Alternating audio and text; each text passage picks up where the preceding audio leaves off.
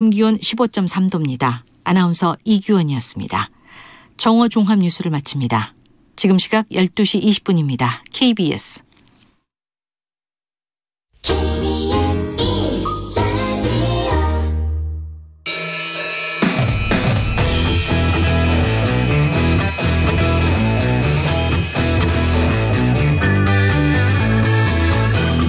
KBS 1라디오 본격 시사 토크쇼 최영일의 시사본부. 안녕하십니까. 최영일의 시사본부 시작합니다. 최영일 평론가를 대신해서 이번 주 진행을 맡은 변호사 박지훈입니다. 윤석열 당선인의 초대 총리 인선이 임박했다는 보도가 나오고 있죠. 총리 직행 거론이 됐던 안철수 인수위원장이 오늘 아침입니다. 공식 고사의 뜻을 전하면서 총리 후보군 압축에 대한 속도가 날 전망입니다. 자, 하마평에 오르는 인물 중에 어떤 인선이 발표가 날지 궁금합니다. 자, 여야 원내대표 회동에서 추경의 필요성에 대한 공감대가 이루어지고 정치개혁법 논의를 위한 사자회담도 열기로 했다는데 임대차 3법 폐지안에 대해서는 양당이 이견을 냈습니다. 국회 안에 혼선도 계속될 것 같습니다. 어떻게 진행될지 지켜봐야겠습니다. 최영일의 시사본부, 오늘도 힘차게 출발합니다.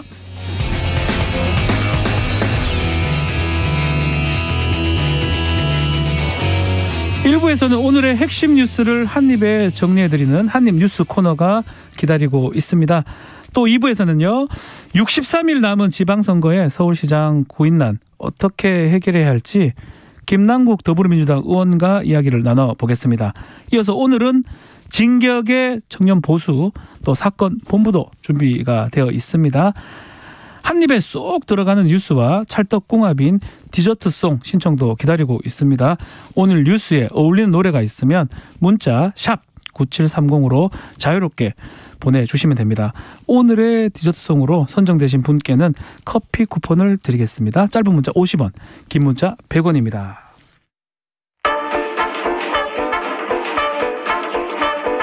최영일의 시사본부 한입뉴스. 박정호 오마이뉴스 기자, 오창석 사평론가와 함께 한입뉴스 시작하겠습니다. 안녕하세요. 안녕하십니까. 오창석 평론가는 왜 자꾸 아파요? 그러게요. 제일 젊지 않나요? 제일 젊은데 네. 마음이 아파요, 몸이 아파요, 다 아파요. 뭐 둘 다 아픈 것 같네요. 마음은 왜 아플까? 알겠습니다. 그러게요. 바로 시작하겠습니다. 자, 안철수 인수위원장 얘기를 해야 될 것 같은데 오늘 아침에 얘기를 한 것 같아요. 네. 총리 안 하겠다. 내가 참여하는 게 당선인 부담 더는 것이다 라고 하는데 요거 인서트 한번 듣고 이야기 이어가겠습니다. 저는 인수위원장에서 다음 정부에 대한 청사진 좋은 그림 방향을 그렇게 그려드린 다음에 직접 내각에 참여하지는 않는 것이 오히려 더 부담을 덜어드리는 것이겠다. 그것이 당선인의 생각하시는 그런 전체적인 국정 운영 방향을 잡는데 더 도움이 되겠다는 그런 판단을 하게 됐습니다. 지방선거에 대한 생각은 없습니다. 그리고 당권이라는 게 지금 이준석 대표 임기가 내년이니까요. 지금 당장 그 생각을 하고 있지는 않습니다. 1년 뒤면은 한참 뒤입니다. 그리고 그동안에 뭐 여러 가지 많은 일들이 생길 것 아니겠습니까? 그래서 그건 그 부근 가서 판단할 생각입니다. 뭐 아무것도 안 하겠다는 뉘앙스인데 자, 일단은 총리는 안 하겠다. 지방선거도 안 하겠다. 뭐 그런 걸로 봐야 될 것 같아요. 네, 맞습니다. 그러니까 이 윤석열 당선인이 이 본인의 뜻을 마음껏 펼칠 수 있도록 공간을 만들어준다. 그 길을 열어준다. 그런 뜻으로 오늘 이렇게 기자회견했다라고 뭐 정리할 수가 있겠는데요. 그동안은 안철수 위원장이 책임 총리로 인해서 초대 총리가 될 거란 얘기가 가장 많이 유력하게 나왔었죠. 네. 그런데 사실 권성동 국민의힘 의원의 욕심이 과한 거 아니냐. 이 발언 이후에 글쎄요, 여론을 좀 보면 이게 인수위원장과 총리를 둘 다 하기엔 좀 문제가 있지 않을까. 이런 여론이 사실상 조금씩 나왔던 게 뭐 이렇게 볼 수가 있었거든요. 네. 그래서 그런 점들이 아마 부담이 좀 되지 않았을까. 그런 생각이 들고 네. 그리고 이제 책임 총리를 하게 된다면 첫 총리를 하게 된다면 상징성도 있겠지만 책임도 더 커지는 거예요. 그렇죠. 그러니까 지금 이 안철수 위원장의 발언은 당선인의 부담을 더는 거기 때문에 내각 참여 않는 거다라고 얘기를 했지만 제가 볼 때는 오히려 이제 본인의 이 정치 생명에 좀 부담을 더는 게 오히려 총리직에 가지 않고 당에 남아서 당을 좀 기반을 다지고 자신의 정치를 준비하는 게 낫겠다. 이런 판단도 개인적으로 하지 않았을까? 되게 현명해 보일 것도 같긴 한데 가만히 생각해 보면 뭐 아무것도 안 하겠다는 뜻으로 느끼기도 한데 오창석 평론가님. 네. 안철수 위원장의 마음 정말 하기 싫은 건지 아니면 지금 얘기했던 것처럼 밖에서 들린 얘기 또 타입 밀리는 그런 느낌. 네. 어떻게 보는 게 맞는 것 같습니까? 글쎄요. 그 예전에 김종필 총리가 네. 물러나면서 자의반 타의반을 정치권에 뿌리고 떠났습니다. 그때 얘기했죠. 네, 그 당시 말이지 자의반 타의반 이제 그 뒤로는 아무나 이제 쓰게 되는 말인데 지금 제가 생각했을 때는 총리를 안 하는 것이 자의반 타의반이 섞여 있다. 자의는 당선인에게 뭐 부담을 준다 이런 건 말이 안 되는 것 같고요. 진실은 주식 백지 신탁이 좀 쉽지 않다.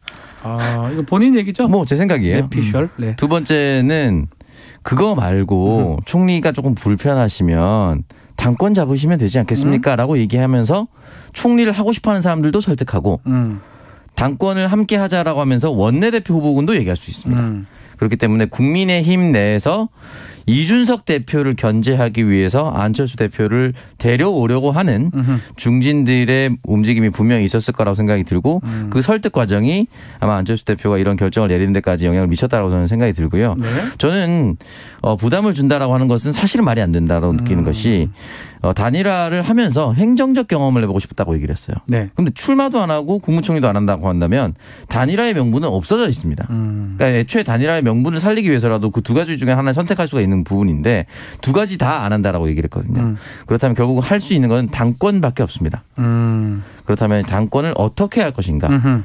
그러면 합당 후에 당명 개정하고 이렇지는 않을 거예요. 왜냐하면 안 하기로 했어요. 대통령 선거가 승리했는데 그렇죠. 그건 말도 안 되는 거기 때문에 합당하기로 한 것 같아요. 공동당대표를 아마 하려고 하지 않을까. 안철수 대표가 이렇게까지 노력을 했는데 국무총리도 본인 스스로가 백의종군을 했다고 하는데 네. 이 정도까지 해줘야 되지 않냐라고 국민의힘 내부에서 얘기가 나온다라고 한다면 아하. 겉으로 보기에는 안철수를 모시는 것이지만 내부적으로는 이준석 대표를 견제하는 것이겠죠. 혹시 네. 과학부총리 같은 거 만약 신설이 된다면 그런 거 할 가능성은 없습니까? 총리랑 장관이 있으면 그래도 장관보다는 총리하는 게 훨씬 낫지 않을까요? 또 결국은 말씀드리면 당권 내년에 있을 당권 도전을 하기 위해서 나머지는 안 하겠다. 그 시절이 뭐가 올지 모르겠지만 상당히 긴데요. 그러니까 견제도 있겠지만은 본인 정치 생명을 봐서도 총리를 처음에 하고, 그러니까 처음에 사실은 더 여야가 세게 붙을 가능성도 있거든요. 네. 정치조직법도 관련해서도 있고, 뭐 장관 인사청문회 문제도 있고, 뭐 총리 인사청문회도 있지만 이런 상황에서 이 총리로서 내각을 책임지는 입장으로서 거기에 맞서는 것보다 뭐 제일 최전선에 있는 것보다 그저 예봉을 좀 피하면서 당에 들어가서 내실을 다지는 게 낫지 않나 그런 생각을 한 것 같아요. 세력이 없잖아요, 아직까지는. 그러니까 지금 이게 다져야죠. 아, 세력을 다져놓고. 또 이번에 이제 원내대표가 새롭게 선출이 되면 뭐 권성동 의원이나 뭐 김태형 의원이 여러 의원이 하마평에 오르고 있는데 네. 권성동 의원이 만약에 원내대표가 된다면 바로 이제 윤석열 당선인의 뜻을 뭐 다이렉트로 받을 그렇죠. 수 있는 그런 상황도 되잖아요. 예. 그렇게 됐을 때 안철수 이 인수위원장 입장에서는 너무 늦게 당에 돌아가게 된다면 이 세력화가 더 힘들 수 있다. 어려워질 것이니까. 그러니까 5년 뒤를 바라보고 대권을 준비한다면 벌써 지금부터 준비하는 게 낫지 않을까 이런 판단도 한 것 같습니다. 자, 이로써 총리 후보군은 한 3명 정도 압축된 것 같아요. 지금 보면 한덕수 전 총리, 김한길 위원장, 박주선 위원장 등등이 얘기되고 있는데 자, 하마평 오르는 분들 좀 얘기해 주십시오. 그러니까 저희가 뭐 이 권영세 의원 얘기도 했었고 네. 김기현 원내대표 얘기도 했었는데 그 여러 후보군이 3명까지 압축이 된 거예요, 사실상. 네. 그런데 컨셉은 두 가지입니다. 하나는 경제 전문가, 또 하나는 국민통합. 경제 전문가를 선택을 한다면 한덕수 전 총리 쪽으로 가겠고 국민통합의 방점을 찍는다면 김한길 위원장이나 박주선 전 국회 부의장 쪽으로 갈 텐데 근데 김은혜 대변인이 한 말이 있잖아요. 네. 경제 원팀으로 가겠다. 그 얘기가 발언이 있기 때문에 한덕수 전 총리 쪽으로 기운 게 아니냐 이런 얘기가 기자들 사이에 좀 나오고 있고요. 그리고 어제 윤석열 당선인이 안철수 위원장도 만났지만 김한길 위원장도 만났다고 해요. 네. 권영세 부위원장도 만나고 그러니까 이걸 딱 비춰봤을 때 이 사전에 조율한 게 아닌가. 그러니까 이미 조율이 안철수 됐다. 위원장도 이제 안 하는 쪽으로 갔고 김한길 위원장도 어제 만나면서 그 의중을 들어보고 내 뜻은 이런데 이렇게 해서 다른 걸 좀 맡아주십시오. 권영세 부위원장도 마찬가지고 그러니까 지금 한덕수 전 총리를 제외한 다른 인사들은 좀 정리하는 그런 상황이 아니겠느냐. 왜냐하면 검증하고 바로 이제 주말 일요일 아마 제가 발표할 것 같은데 일요일이나 그렇죠. 월요일에 발표해야 되기 때문에 정리하고 있는 상황이다. 그래서 결국 한덕수 전 총리가 제일 유력하지 않을까 저는 개인적으로 그렇게 봅니다. 우리 오창석 평론가님 또 어려운 질문을 또 드려야 될 것 같아요. 누구 같아요? 글쎄요. 저는 뭐 솔직히 말씀드려서 예. 한덕수 총리는 우리가 총리라고 부르듯이 한번 했고요. 예. 김한길 전 대표, 박주선 전 의원 이렇게 있는데 왜 이렇게 하나도 다 참신하지 않죠? 예. 올드보이라고 하죠. 그죠? 그러니까 그리고 이번 선거 과정에서 어떠한 공을 세웠는지도 잘 모르겠어요. 솔직히 말씀드려서. 냉정하게 봐야 되거든요. 국민 통합을 위해서 민주당계 인사를 끌어오는 역할로 김한길 전 대표가 그리고 호남 민심을 좀 다독이는데 박주선 전 의원이 역할을 했던 것은 사실이긴 하나 그렇죠. 예. 실질적으로 호남 득표율이라든지 또는 호남에 대한 이슈 파이팅은 이준석 대표가 했습니다. 그렇다면 이 부분들이 어떤 역할을 했는지 솔직히 잘 모르겠거든요. 모르겠는데. 근데 이걸 그냥 흔히 말하는 지역 안배 차원에서 또는 나와 가까운 사람이라는 이유로 총리를 맡겨둔다는 것은 시대에 맞지 않다. 그리고 지금 박주선 전 의원과 한덕수 국무총리는 49년생이고 김한길 대표는 53년생입니다. 네. 더 젊어지는 청와대를 만들겠다라고 윤석열 후보가 스스로 얘기를 했어요. 더 늙어지고 있는 거예요. 이러면은. 그렇기 때문에 어떤 취지인지는 모르겠고 또 윤석열 당선인이 어떤 얘기까지 했냐면 지역 안배나 뭐 여성 뭐 이렇게 TO를 주는 흔히 말하는 할당제 같은 거 다 없애겠다고 했어요. 근데 이렇게 하면 지금 할당제 주는 거나 마찬가지거든요. 호남 쪽이죠. 네, 그래서 문재인 대통령의 첫 총리는 부산 경남 출신인 대통령과 호남 출신인 총리가 되기 위해서 이낙연 지사를 당시 지사를 데려왔어요. 그래서 균형을 맞췄다는 평가를 받았었는데 네. 지금 윤석열 당선인은 충청이라고 본인 주장하지만 사실 서울이었고 서울 출신이니까 다른 모든 지역을 선택해도 상관없어요. 네. 그러니까 굳이 지역 안배로 본인 스스로도 안 한다고 얘기를 했다면 조금 더 국민들에게 다양한 동의를 얻을 수 있는 사람이 되면 어떨까라는 생각이 들고 지금 제가 이렇게 표현하는 이유는 이 세 명은 너무 무색무취다. 근데 한편으로는 결국 좀 여소야대 국면이 되는데 네. 국회를 통과를 해야 되잖아요. 네. 그렇다면 좀 무난한 분들이 좀 유리하다 이런 판단도 있지 않을까요? 솔직히 이 세 분 중에 가장 무난한 분이 한덕수 국무총리 한번 검증 통과했으니까. 그건 뭐 벌써 그 사이에 뭐가 있지 않은 이상. 그 사이에 큰 게 있지 않은 이상은 괜찮을 것 같고요. 박주선 두 분 또 큰 문제는 없을 것 같아요. 박주선 의원도 큰 문제는 보이진 않을 것 같고 다만 했으니까. 김한길 대표한테는 민주당이 감정이 좀 안 좋겠죠. 새정치민주연합에서 안철수 대표하면서 당을 깨고 나가버렸습니다. 네. 그렇기 때문에 감정적으로 남아있는 것과 또 인사청문회 검증 단계에 뭔가 남아있는 건 다른 문제니까요. 네. 뭐 누가 되든지 간에 한 4월 1일은 안 하고 2일, 3일 정도 할 것이다. 네, 4월 1일 만우절이기 때문에 했다가 조금 발표 없을 것 같고요. 4월 2일이나 4월 3일 날 근데 보통 해보겠습니다. 큰 뉴스는 일요일에 많이 또 발표가 되기 때문에 4월 3일이겠네요. 네. 4월 3일 날. 네. 근데 만우절이라고 발표 안 하는 것도 이상하지 않아요? 거기에 정치권이 따라가는 거잖아요. 또 혹시나 했다가 또 국민적 또 소란이 일어날까 봐. 근데 만우절 미신인데 뭘 이렇게 미신을 믿는 정부도 아닐 텐데. 미신이라도. 글쎄요, 뭐 한번 지켜보시죠. 아마 네. 이번 주 안에 인선 발표는 날 것 같습니다. 자, 이 얘기를 좀 해보죠. 국민의힘에서 김정수 여사 의상비 관련해서 국가기밀이 아니면 밝혀라! 라고 좀 강하게 얘기를 하고 있습니다. 네, 연일 뭐 국민의힘 쪽에서 이런 얘기가 나오고 있는데 그러니까 어제 청와대가 김정수 여사의 의상 모두 사비로 부담했다라고 해명했어요. 그랬더니 국민의힘이 다시 논평 내고 뭐라고 했냐면 아니 사비로 샀다는 영부인 옷값 국가기밀 아니냐면 공개하라 이렇게 얘기하면서 특활비를 쓰지 않았다면 국민에게 떳떳하게 공개하면 될 일이다. 사비로 부담했다면 공개하지 못할 이유가 없고 설령 특활비를 썼어도 국민에게 투명하게 공개해서 양해를 구하면 될 일이다. 그러니까 숨길수록 의혹만 증폭이 된다. 이렇게 얘기를 했어요. 그러면서 입증하지 못하는 진실은 진실이 아니다. 청와대는 특수활동비 내역과 사비 지출 내역 떳떳하게 공개하기 바란다. 그게 청와대 해명에 국민의 신뢰를 얻을 수 있는 유일한 길이다. 이렇게 다시 반박을 했습니다. 특활비까지 또 연결이 좀 돼 있는 그런 상황인데 일단은 탁현민 비서관이죠. 네. 오늘 아침에도 뭐 인터뷰를 많이 하는 것 같은데 게사료도 직접 샀다. 옷에 특갈비 한 푼도 안 썼다라고 좀 강하게 얘기를 했어요. 그러니까 이 청와대 해명과 일맥상통하는 그쵸, 부분인데요. 예. 그러니까 어떤 정부의 어떤 비용으로도 옷값이라든가 사적 비용을 결제한 게 없다는 게 탁현민 비서관의 주장이었습니다. 그리고 이 특활비에도 당연히 그 의상 구입 항목이 없다는 거예요. 네. 그 영부인 의상에 관한 규정이 없기 때문에 특활비에도 그런 항목이 없고 그래서 이 김정숙 여사의 의상 구입에 쓰인 특활비는 한 푼도 없다라고 강조를 한 거고 그리고 뭐 사비로 샀는데 옷을 쭉 보면 옷도 많고 그게 금액도 많이 나가는 거 아니냐 사비를 어떻게 다 부담하냐 이런 지적도 있었는데 여기에 대해서는 아니 문제 핵심이 특활비 활용 여부라면 그 증거를 제시해야 되고 또 개인이 개인 돈으로 사입은 옷인데 대통령 부인의 위치 때문에 계속 해명해야 하는 것인지 이해가 안 된다. 그러네요. 이렇게도 반박을 했습니다. 그리고 이게 사실은 그 크게 주목받은 부분이 김 여사가 한 행사에서 2억 원 상당의 브로치. C 브랜드 브로치를 착용했다는 주장 이거 관련해서도 그거는 이 브로치를 만든 디자이너가 해당 내용을 해명했다 이렇게 얘기하면서 그 디자이너에게 상당히 모욕적인 발언이 될 거다 이렇게 답을 했어요.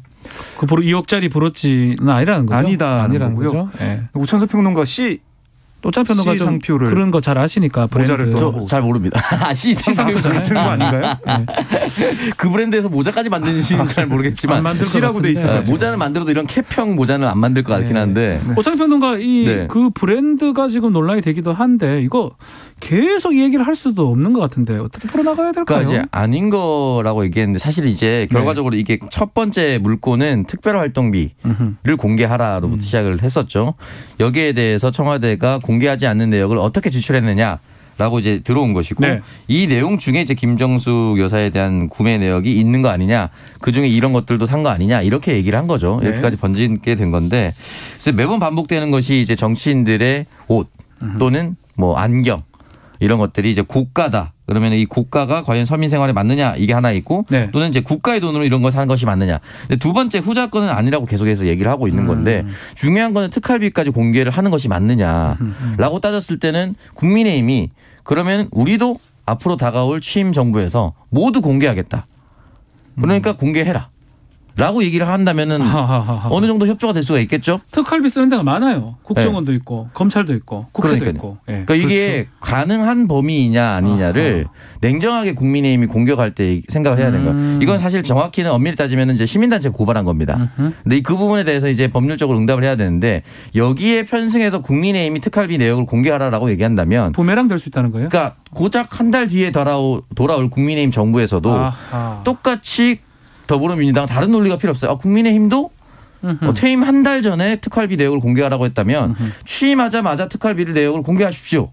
라고 얘기하면 끝입니다. 그러니까 이거를 잘 생각하셔야 된다. 저는 특활비 내역을 무조건적으로 가려서도 안 된다고 보거든요. 왜냐하면 공개된 사회이기 때문에. 세금인데. 근데 이게 만약에 어떤 것을 공개하고 한다면 예를 들어서 도시락 내역 공개하는 이유 여러 가지가 있겠지만 어떤 곳에서 구입했어요.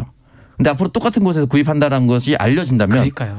여기 찾아가서 누군가가 테러를 꾀할 수도 있는 거고. 예를 들어서. 그러니까 극단적인 상황에 노출될 수 있기 때문에 그런 걸 공개하지 않는 거예요. 그렇죠. 국민들 입장에서 도시락 사 먹은 것까지 왜 공개하네라고 할 수 있지만 대통령의 경호라는 것은 굉장히 엄밀하게 이루어지기 때문에 하나라도 동선이 잘 공개되거나 이렇게 되면 안 되기 때문에 그렇게 조심하는 거거든요. 그러니까 이 특활비 부분에 대해서는 국민의힘이 정치적으로 공격하는 이유는 저는 알겠습니다만은 이 부분에 대해서 정말 국가 중대사이기 때문에 윤석열 대통령이 되었을 때도 똑같은 것을 적용할 수 있느냐 이 잣대로 바라봤으면 좋겠습니다. 알겠습니다. 그 부분 좀 지켜보도록 하고요. 자, 지금 시각이 12시 38분 30초 지나고 있습니다. 잠시 교통정보 듣고 다시 오겠습니다. 교통정보센터 정현정 리포터.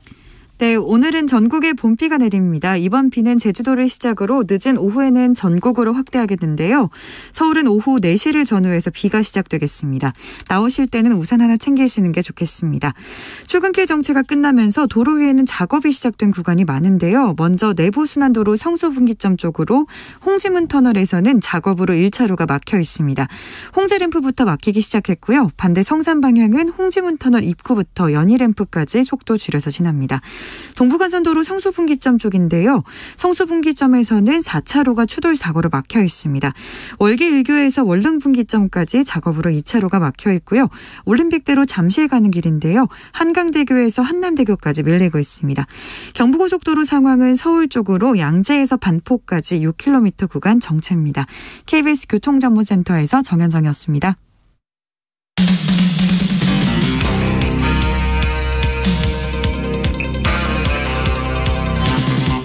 최영일의 시사본부. 네, 시사본부 한인뉴스 함께하고 계시는데요. 저는 최영일 평론가 대신해서 진행을 하고 있는 변호사 박지훈입니다. 3300님이 박지원 변호사님 방송 너무 잘하십니다. 최고세요 하는데 박지원 국정원장이 아닙니다. 네, 박지훈 변호사인데 사실은 박지훈 원장님이 예전에 저랑 방송을 하면서 네. 뭐 어떤 SNS에 좀 농담 삼아 사촌 동생하고 방송을 한다고 글을 썼던 기억이 있어요. 그래서 아직도 저희가 사촌지간인 줄 알아요. 일이 비슷하잖아요. 그렇지만 그분은 호남 쪽이고요. 저는 영남 쪽입니다. 뭐 사촌일 수 있지만 피가 섞이지도 않고요. 사실 본관 자체도 다릅니다. 다 다르니까. 예, 알겠습니다. 다른 분이고 저는 박지훈입니다. 자, 다음 얘기는요. 이 이준석 대표 얘기가 끝날 때 끝나지가 않는 것 같아요. 전장현 시위는 안 하는데 삭발식을 하겠다라고 하면서 이준석 대표한테 좀 사과해라 뭐 네. 얘기를 한 모양새예요. 그렇습니다. 그러니까 장애인 권리 예산 보장을 요구하면서 출근길 지하철 시위를 진행해온 전국 장애인 차별철폐 연대가 오늘부터는 출근길 시위를 중단했고요. 네. 대신 이 장애인의 날인 다음 달 20일까지 계속해서 삭발식을 진행하기로 했습니다. 오늘도 보면 경복궁역 충무로 방향 승강장에서 이렇게 삭발식을 진행했고 그리고 인수석 국민의힘 대표의 발언들에 대한 사과를 요구를 했어요. 사과요. 물론 이제 인수위의 장애인 권리 예산 반영 여기에 대한 실행도 요구를 했는데 박경석 전장현 대표 얘기를 들어보면 장애인 권리 예산 보장 이건 장기적으로 검토될 문제가 아니다. 네. 4월 20일까지 명확히 답변을 해줄 것을 부탁한다. 2023년도 국가 예산에 장애인들에 대한 예산이 꼭 반영돼야 한다 이렇게 촉구를 했고 그리고 이준석 대표를 향해서 이 대표가 사실 어제도 지하철 시위를 전장에서 멈춘다는 소식에 비난 여론 압박과 내 발언으로 인한 승리다. 이런 글을 이준석 대표가 페이스북에 올렸거든요. 네. 그래서 여기에 대해서 이 박 대표가 분노를 표한다라고 하며 다시 한번 진중하게 공개 사과를 촉구한다. 사과하지 않을 시에는 이 대표에 대한 별도의 투쟁을 선포할 거다라고 경고를 했습니다. 네. 자, 이게 두 가지 이 요구사항 이게 좀 이럴 수 있을지는 좀 더 봐야 될 것 같고요. 어쨌든 이게 계속해서 논란이 불거져 있는 만큼 향후 정치권에서도 이게 예산이 편성이 되는지 인수에서 어떻게 나오는지 이준석 대표의 태도 이런 것들에 대해서 관심을 받을 것 같습니다. 지금 모양새로 보면 뭐 민주당도 그렇고 또 국민의힘 내부에서도 이준석 대표가 좀 사과하는 게 맞지 않나 이런 얘기가 많이 나오거든요. 인수위도 지금 왔다 갔고요. 그런데 지금 보면 SNS에 글을 계속 쓰고 있어요. 네. 사과 안 한다. 뭐 내 뭘 명시적으로 뭘 사과해야 될지 얘기해달라. 이런 태도거든요. 그 최고위에서도 얘기를 할 때 그 몇몇 최고위원들이 이거 좀 적당히 해야 되는 거 아니냐 이렇게 얘기하니까 당 차원의 문제가 아니라 나 이 개인의 차원에서 대응하는 거다 이렇게 얘기를 했거든요. 근데 이제 이준석 최고위원이 최고위원이라 부를 때는 그럴 수 있어요. 근데 지금 당대표입니다. 당의 최고 얼굴이잖아요. 당대표. 이제는 곧 한 달 되면 집권 여당의 당대표입니다. 그러니까 이제 개인의 차원으로 뭔가를 활동한다는 거는 없어요. 사실은. 무언가를 하더라도 다 정치적 메시지로 보일 수밖에 없는 상황이기 때문에 예전에 그런 말 있잖아요. 저는 이렇게까지 표현하는 건 너무 가혹하다 생각하지만 비가 안 와도 왕의 잘못이다. 아하. 이런 얘기가 있었잖아요. 지금 뭐 왕의 시대는 아니지만 어쨌든 여러 가지 일들이 있으면은 뭐 잘못이 있거나 사고가 터지거나 큰 참사가 일었을 때는 뭐 대통령이 부족해서라는 사과에 또는 위로의 메시지를 내는 것이 정치권의 관례예요. 네. 그리고 지금 이준석 대표가 내가 약속했잖아. 약속했는데 왜 기다리지 않고 있어. 이렇게 해야 하는 태도거든요. 네. 지금 장애인 연합회에서 계속 전장에서 얘기하고 있는 것이 있다면 우리가 약속했던 부분 반드시 이행하도록 하겠습니다. 라고 얘기를 해서 갈등을 봉합하고 그러면 상설 기구를 만들어서 매일매일 인수위와 소통할 수 있게끔 하겠습니다. 또는 조각을 만들 때 이 부분을 반드시 반영할 수 있도록 제가 당대표로서 책임지겠습니다. 라고 하는 메시지를 했다면 훨씬 더 크게 박수를 받고 진행되고 있었을 겁니다. 네. 근데 지금 내가 한번 지난해 약속했는데 왜 이러는 거야 또.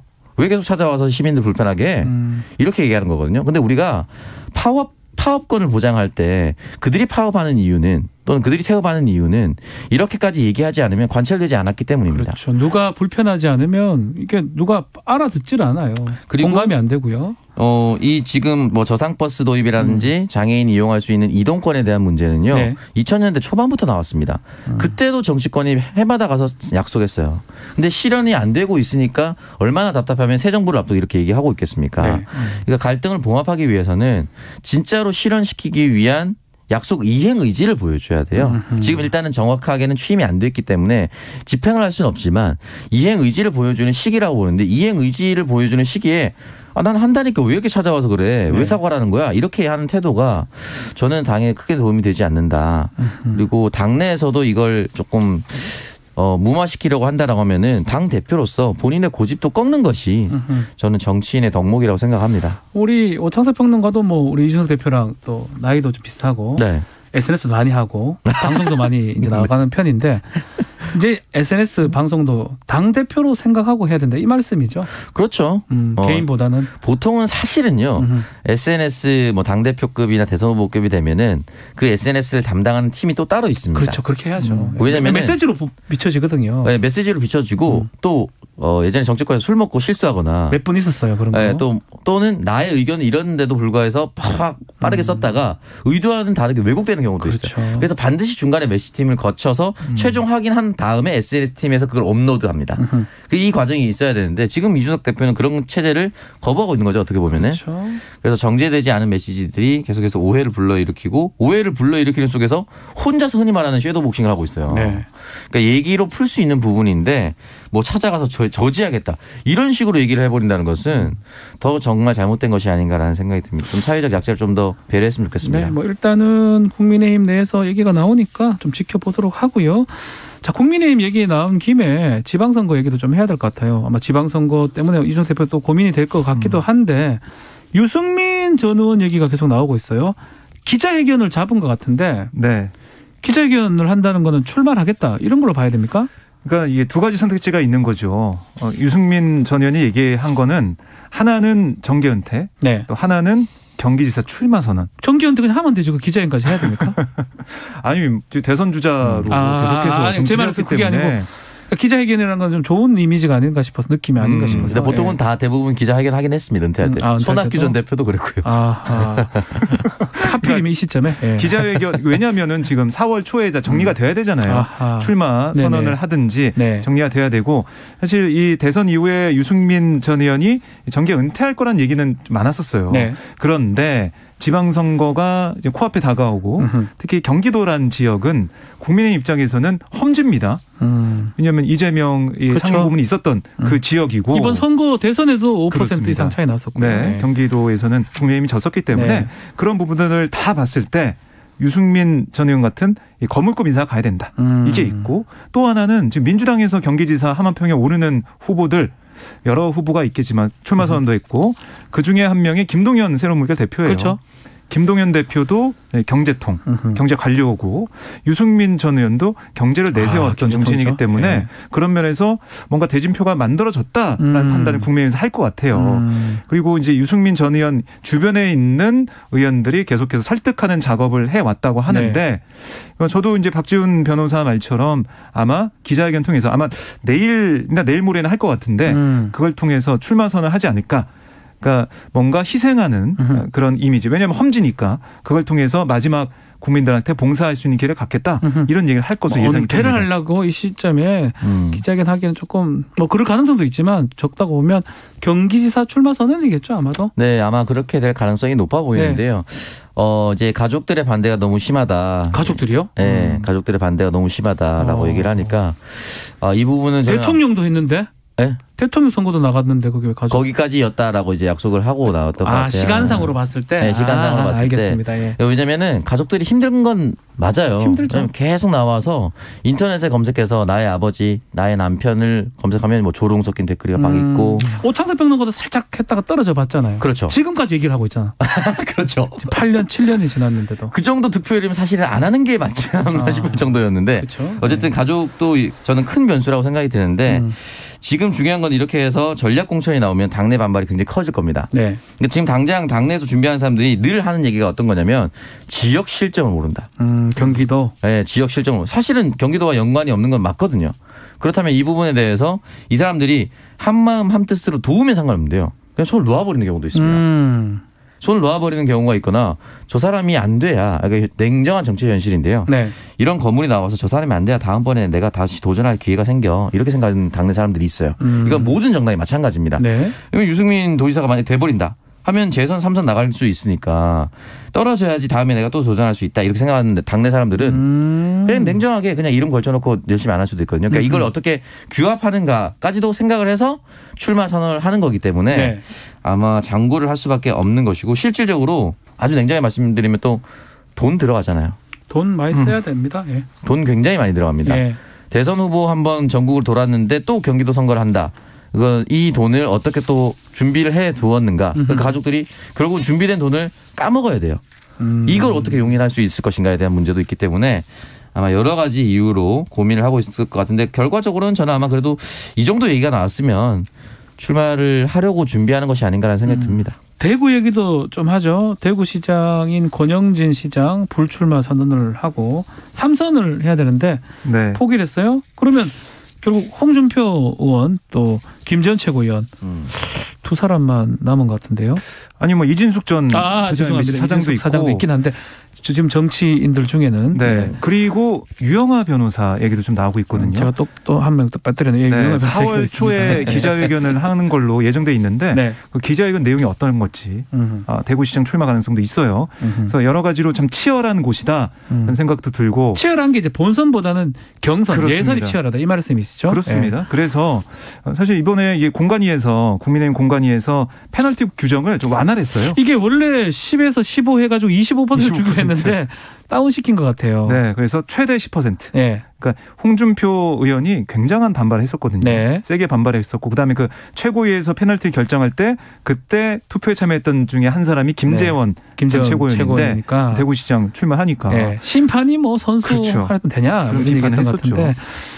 청사평론가가 지난번에 이 본인의 이제 국회의원 선거 경험을 또 말씀을 하시면서 페널티를 한 1, 2%만 줘도 불리하다 이런 얘기를 했는데 10% 페널티면 아무리 홍준표 의원이라도 힘든 거 아닙니까?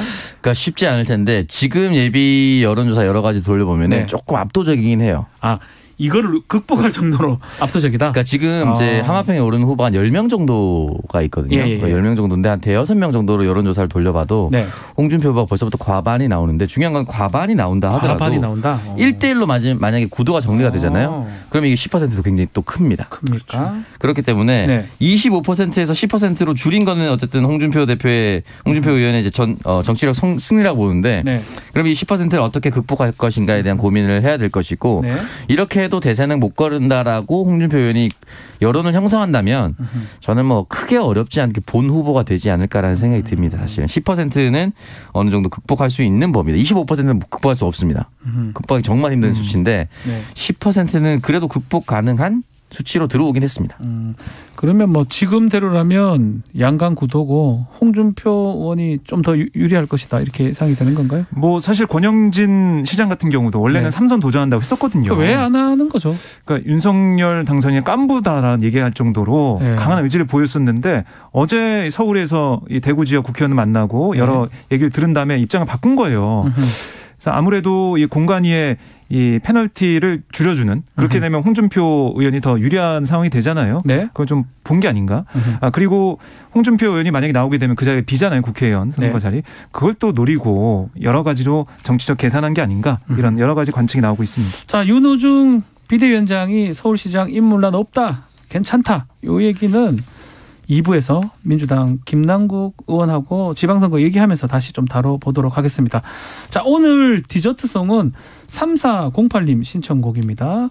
자, 코로나로 여기저기 힘겹네요. 후유증이 빨리 사라지기를 바라면서 제국의 아이들의 후유증 듣고 싶어요. 예, 커피 쿠폰 드리도록 하겠습니다. 네, 최영일 시사본부 1부 순서는 여기까지고요. 3408님이 보내주신 제국의 아이들의 후유증 디저트송으로 들으면서 멀리 가지 마십시오. 잠시 후에 2부에서 뵙겠습니다.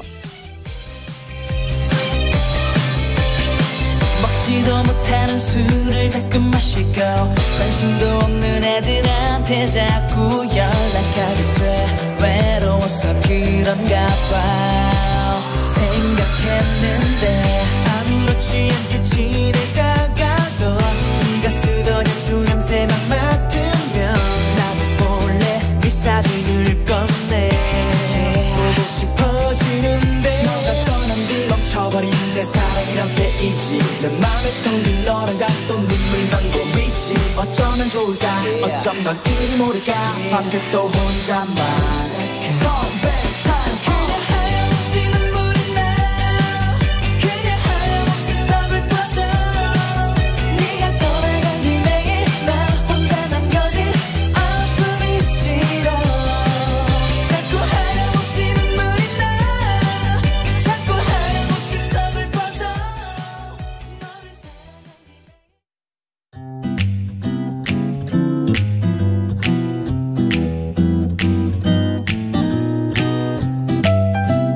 안녕하세요. 바른말 고운말입니다. 자녀 교육과 관련해서 밥상머리 교육이 중요하다는 이야기를 종종 들을 수 있습니다. 밥상머리 교육이란 온 가족이 함께 밥을 먹는 자리에서 이루어지는 인성이나 예절 등에 대한 교육을 말하지요. 여기서 밥상머리는 차려놓은 밥상의 한쪽 언저리나 그 가까이를 뜻하는데요.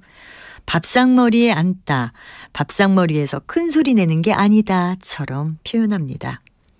밥상머리와 관계 있는 속담으로 감기는 밥상머리에 내려앉는다란 말이 있습니다. 여기는 두 가지 뜻이 있는데요. 먼저 감기 들어서 앓고 있다가도 밥상을 받으면 앓는 사람 같지 않게 잘 먹는다는 의미고요. 또 밥만 잘 먹으면 감기 정도는 절로 물러간다는 뜻으로 잘 먹으면 병은 물러감을 이르는 말입니다. 이 경우에는 감기는 밥상머리에서 물러간다라는 속담과 같은 뜻으로 쓸 수 있습니다. 참고로 머리란 말이 들어간 표현 가운데 불땀머리가 있습니다. 여기서 불땀은 뗄나무를 뗄 때 화력이 세고 약한 정도를 말하고요. 보통 불땀이 좋다, 마른 장작이 불땀이 세다와 같이 씁니다. 불땀머리란 나무가 자랄 때 남쪽의 정면으로 향했던 부분을 뜻하는데요. 나이테의 간격이 넓은 부분이 햇볕을 많이 받아서 불땀이 좋다고 합니다. 바른말 고운말 아나운서 변희영이었습니다.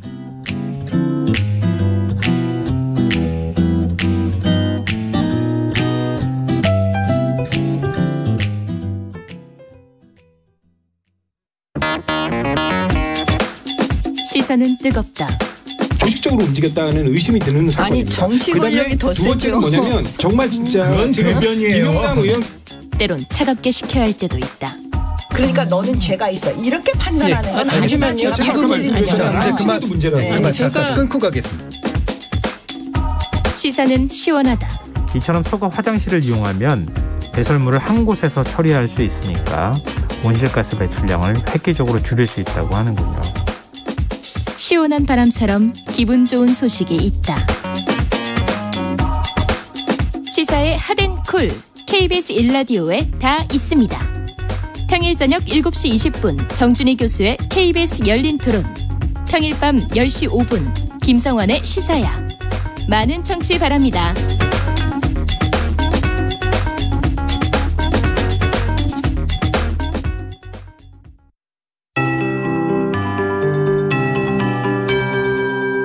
KBS 58분 날씨.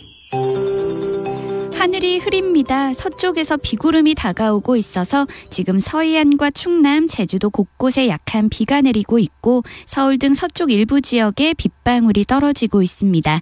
비는 차츰 그 밖의 지역으로 확대되면서 저녁에는 전국 대부분 지방에서 비가 오겠습니다. 이번 비는 봄비답게 적은 양이 얌전히 내리겠습니다. 예상 강수량이 대부분 5mm 안팎이 되겠고요. 강원 영동과 제주도는 5에서 20mm, 기온이 낮은 강원 산지는 1에서 5cm 정도의 눈이 내려 쌓일 수 있겠습니다. 날은 포근합니다. 오늘 낮 기온이 서울 15도, 강릉 16도, 부산 17도, 대전 18도, 광주와 대구는 21도 등으로 어제와 비슷하겠고 평년 평년 기온을 3, 4도 정도 웃돌겠습니다. 내일 오전까지는 포근함이 이어지겠지만 비가 그친 뒤 내일 오후부터는 북서쪽에서 찬 공기가 밀려 내려오고 바람도 약간 강하게 불면서 다시 점차 쌀쌀해지겠습니다.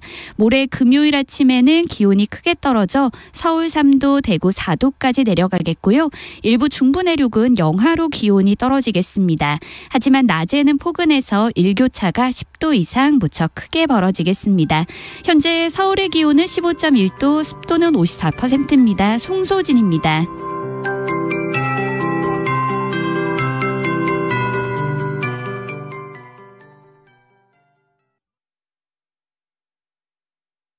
정성을 다하는 국민의 방송 KBS가 한시를 알려드립니다.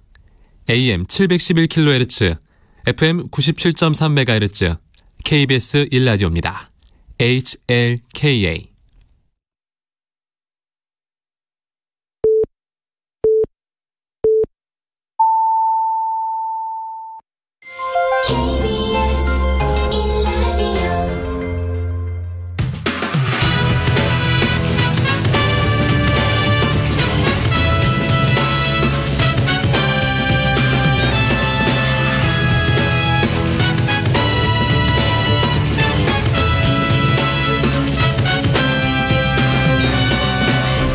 KBS 1라디오 최영일의 시사본부.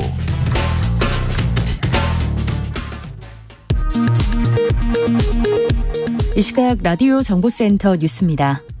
민주당과 국민의힘 양당 원내대표는 추경의 필요성과 신속하고 온전한 보상 원칙에 공감했습니다. 추경 규모는 인수위가 정부와 협의해서 규모와 재원이 정해질 것으로 보입니다. 지하철 시위를 중단한 전국 장애인 차별철폐연대가 릴레이 삭발투쟁에 나섰습니다. 전장현은 오늘 오전 서울 지하철 3호선 경복궁역 승강장에서 1차 삭발투쟁 결의식을 열고 대통령직 인수위원회에 장애인 권리 예산을 마련하라고 촉구했습니다. 금융감독원에 따르면 지난해 폐쇄된 은행 점포가 330곳이 넘는 것으로 나타났습니다. 모바일 뱅킹 등 비대면 거래가 확대되고 점포 효율화 추진 등에 따른 것으로 보입니다. 정부가 7월부터 국민연금 보험료 산정 기준인 기준 소득월액 상한액을 553만 원, 하한액을 35만 원으로 각각 상향 조정합니다. 상하한액 조정으로 일부 가입자는 월 보험료가 높아지지만 연금 수급 연령 도달 시 더 많은 연금을 받게 됩니다. 지금까지 라디오 정보센터 조진주였습니다.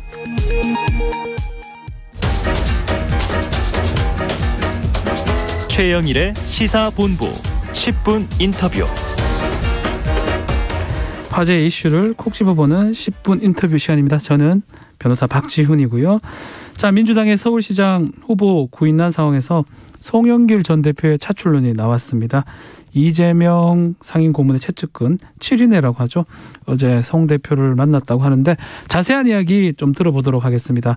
김남국 더불어민주당 의원 함께합니다. 안녕하십니까 의원님. 네, 안녕하세요. 살고 싶은 도시 안산 단원을 김남국입니다. 아, 네. 살고 싶은 도시 맞죠? 네, 너무나 살기 좋고요. 공원이 많아서 이렇게 점심 먹고 봄날 오후에 나들이 하기 정말 좋습니다. 알겠습니다. 자, 바로 본격적인 질문 좀 드리겠습니다. 어제 정성호 의원하고 함께 송영길 전 대표 영천에, 경북 영천에 갔던 것 같아요.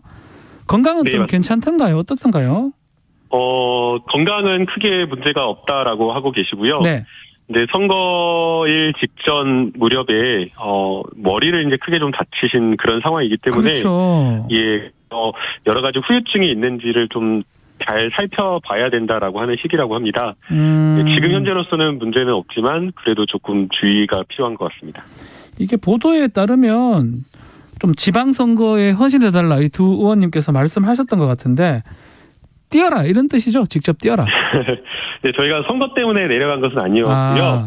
예, 대선 기간에 피습당하고서도 붕대 투혼을 보여주시고 그리고 또 다리가 정말 다리에 큰 수술 입원해가지고 큰 수술을 했는데도 불구하고 휠체어 타고 목발 짚고 이렇게 정말 헌신적으로 선거운동을 해주신 그런 부분에 대해서 고생하셨다라는 그 말씀을 드리기 위해서 잠깐 내려간 찾아뵙던 거였고요. 네. 예, 그러면서 이제 뭐 여러 가지 현안에 대한 이야기, 또 뭐 현안에 대한 이야기를 하다 보니까 얼마 있지 않을 선거에 대한 이야기도 하게 되었습니다. 그래서 이제 자연스럽게 이야기하는 과정에서 몇 가지를 이야기한 거였고요. 이제 뭐 결론은 이번 지방선거가 매우 쉽지 않은 그런 상황이기 때문에 네. 서울시장 선거 정말 뭐 죽을 각오로 누군가는 뛰어야 되는데 책임감 있게 선당 후사 정신으로 희생할 수 있는 그런 모습을 좀 보여줘야 된다라는 그런 취지의 말씀을 좀 드렸었습니다. 그래서 한다고 하던가요? 송 대표님께서? 뭐 한다라는 그런 말씀은 없으셨고요. 예. 이제 주로 이제 듣기만 하고 있었는데 예, 국민의 마음을 헤아리고 받아들일 수 있도록 힘을 함께 모아야 된다라는 그런 부분에 좀 공감을 해주셨습니다. 네. 제가 그 인터뷰 보니까 내가 아니라 당이 나서야 된다 이런 식으로 송 전 대표가 말했던 것 같아요. 이게 뭐 어떻게 해석을 해야 됩니까? 당이 추대를 해줘야 된다? 아니면 어떤 얘기로 출마 명분이 필요하다? 어떻게 해석을 해야 됩니까? 뭐 해석이 필요한 부분이라고 생각이 되는데요. 아마 그 송영길 대표님 말씀도 뭐 나뿐만 아니라 당에서는 여러 카드를 놓고 고민을 하는 것이기 때문에 당이 결정할 사안이다라는 그 월요일 인터뷰 맥락인 것 같습니다. 당이 결정하는 게 좋다. 네. 자, 근데 이제 뭐 오랜 친구이기도 하고 또 이번에 선거에서 또 큰 역할을 했던 우상호 의원 같은 경우는 이건 말이 안 된다. 패배했는데 지도부에서 공천한 사례는 없다라고 하고 반대하는 모양새거든요. 네, 반대 의견, 예, 맞습니다. 반대 의견도 있는 게 사실이고요. 또 특히나 선거에 책임을 지고 물러났는데 또 가까운 또 지방선거에 출마한다는 것 자체가 사실은 어떻게 보면 기존의 어떤 정치 문법에는 맞지 않는다라고 평가할 수도 있는 것 같습니다.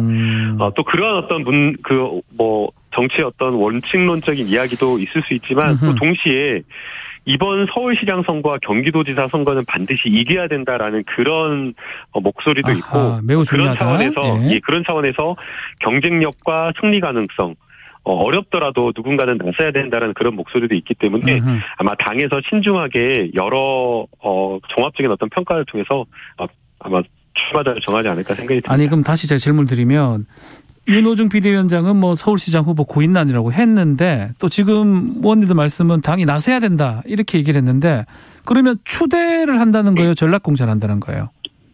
추대냐 전략공천이냐 경선이냐 이것도 아직 말씀드리기 어려운 그 상황이 아닐까라는 생각이 들고요. 네네네. 원칙은 저희 당은 어디든 경선이라고 하는 그 원칙을 세워놨기 때문에 원칙대로 우선은 고려하는 게 맞다고 보입니다. 원칙이다. 그러나 그 지도부에서 또 선거를 치르면서 가장 잘해야 되는 것 중 하나가 어려운 지역에 훌륭한 후보를 찾아가지고 이 내부에서 발굴을 하던 아니면 외부에서 영입을 하던 그러한 사람들을 잘 모셔서 전략공천 지역을 잘 정하는 것도 지도부의 매우 중요한 선거 전략 목표 중 하나이기 때문에 이러한 것들을 종합적으로 고려해야 된다라고 생각이 들고요. 그리고 이제 그 과정에서 무조건 송영길이다.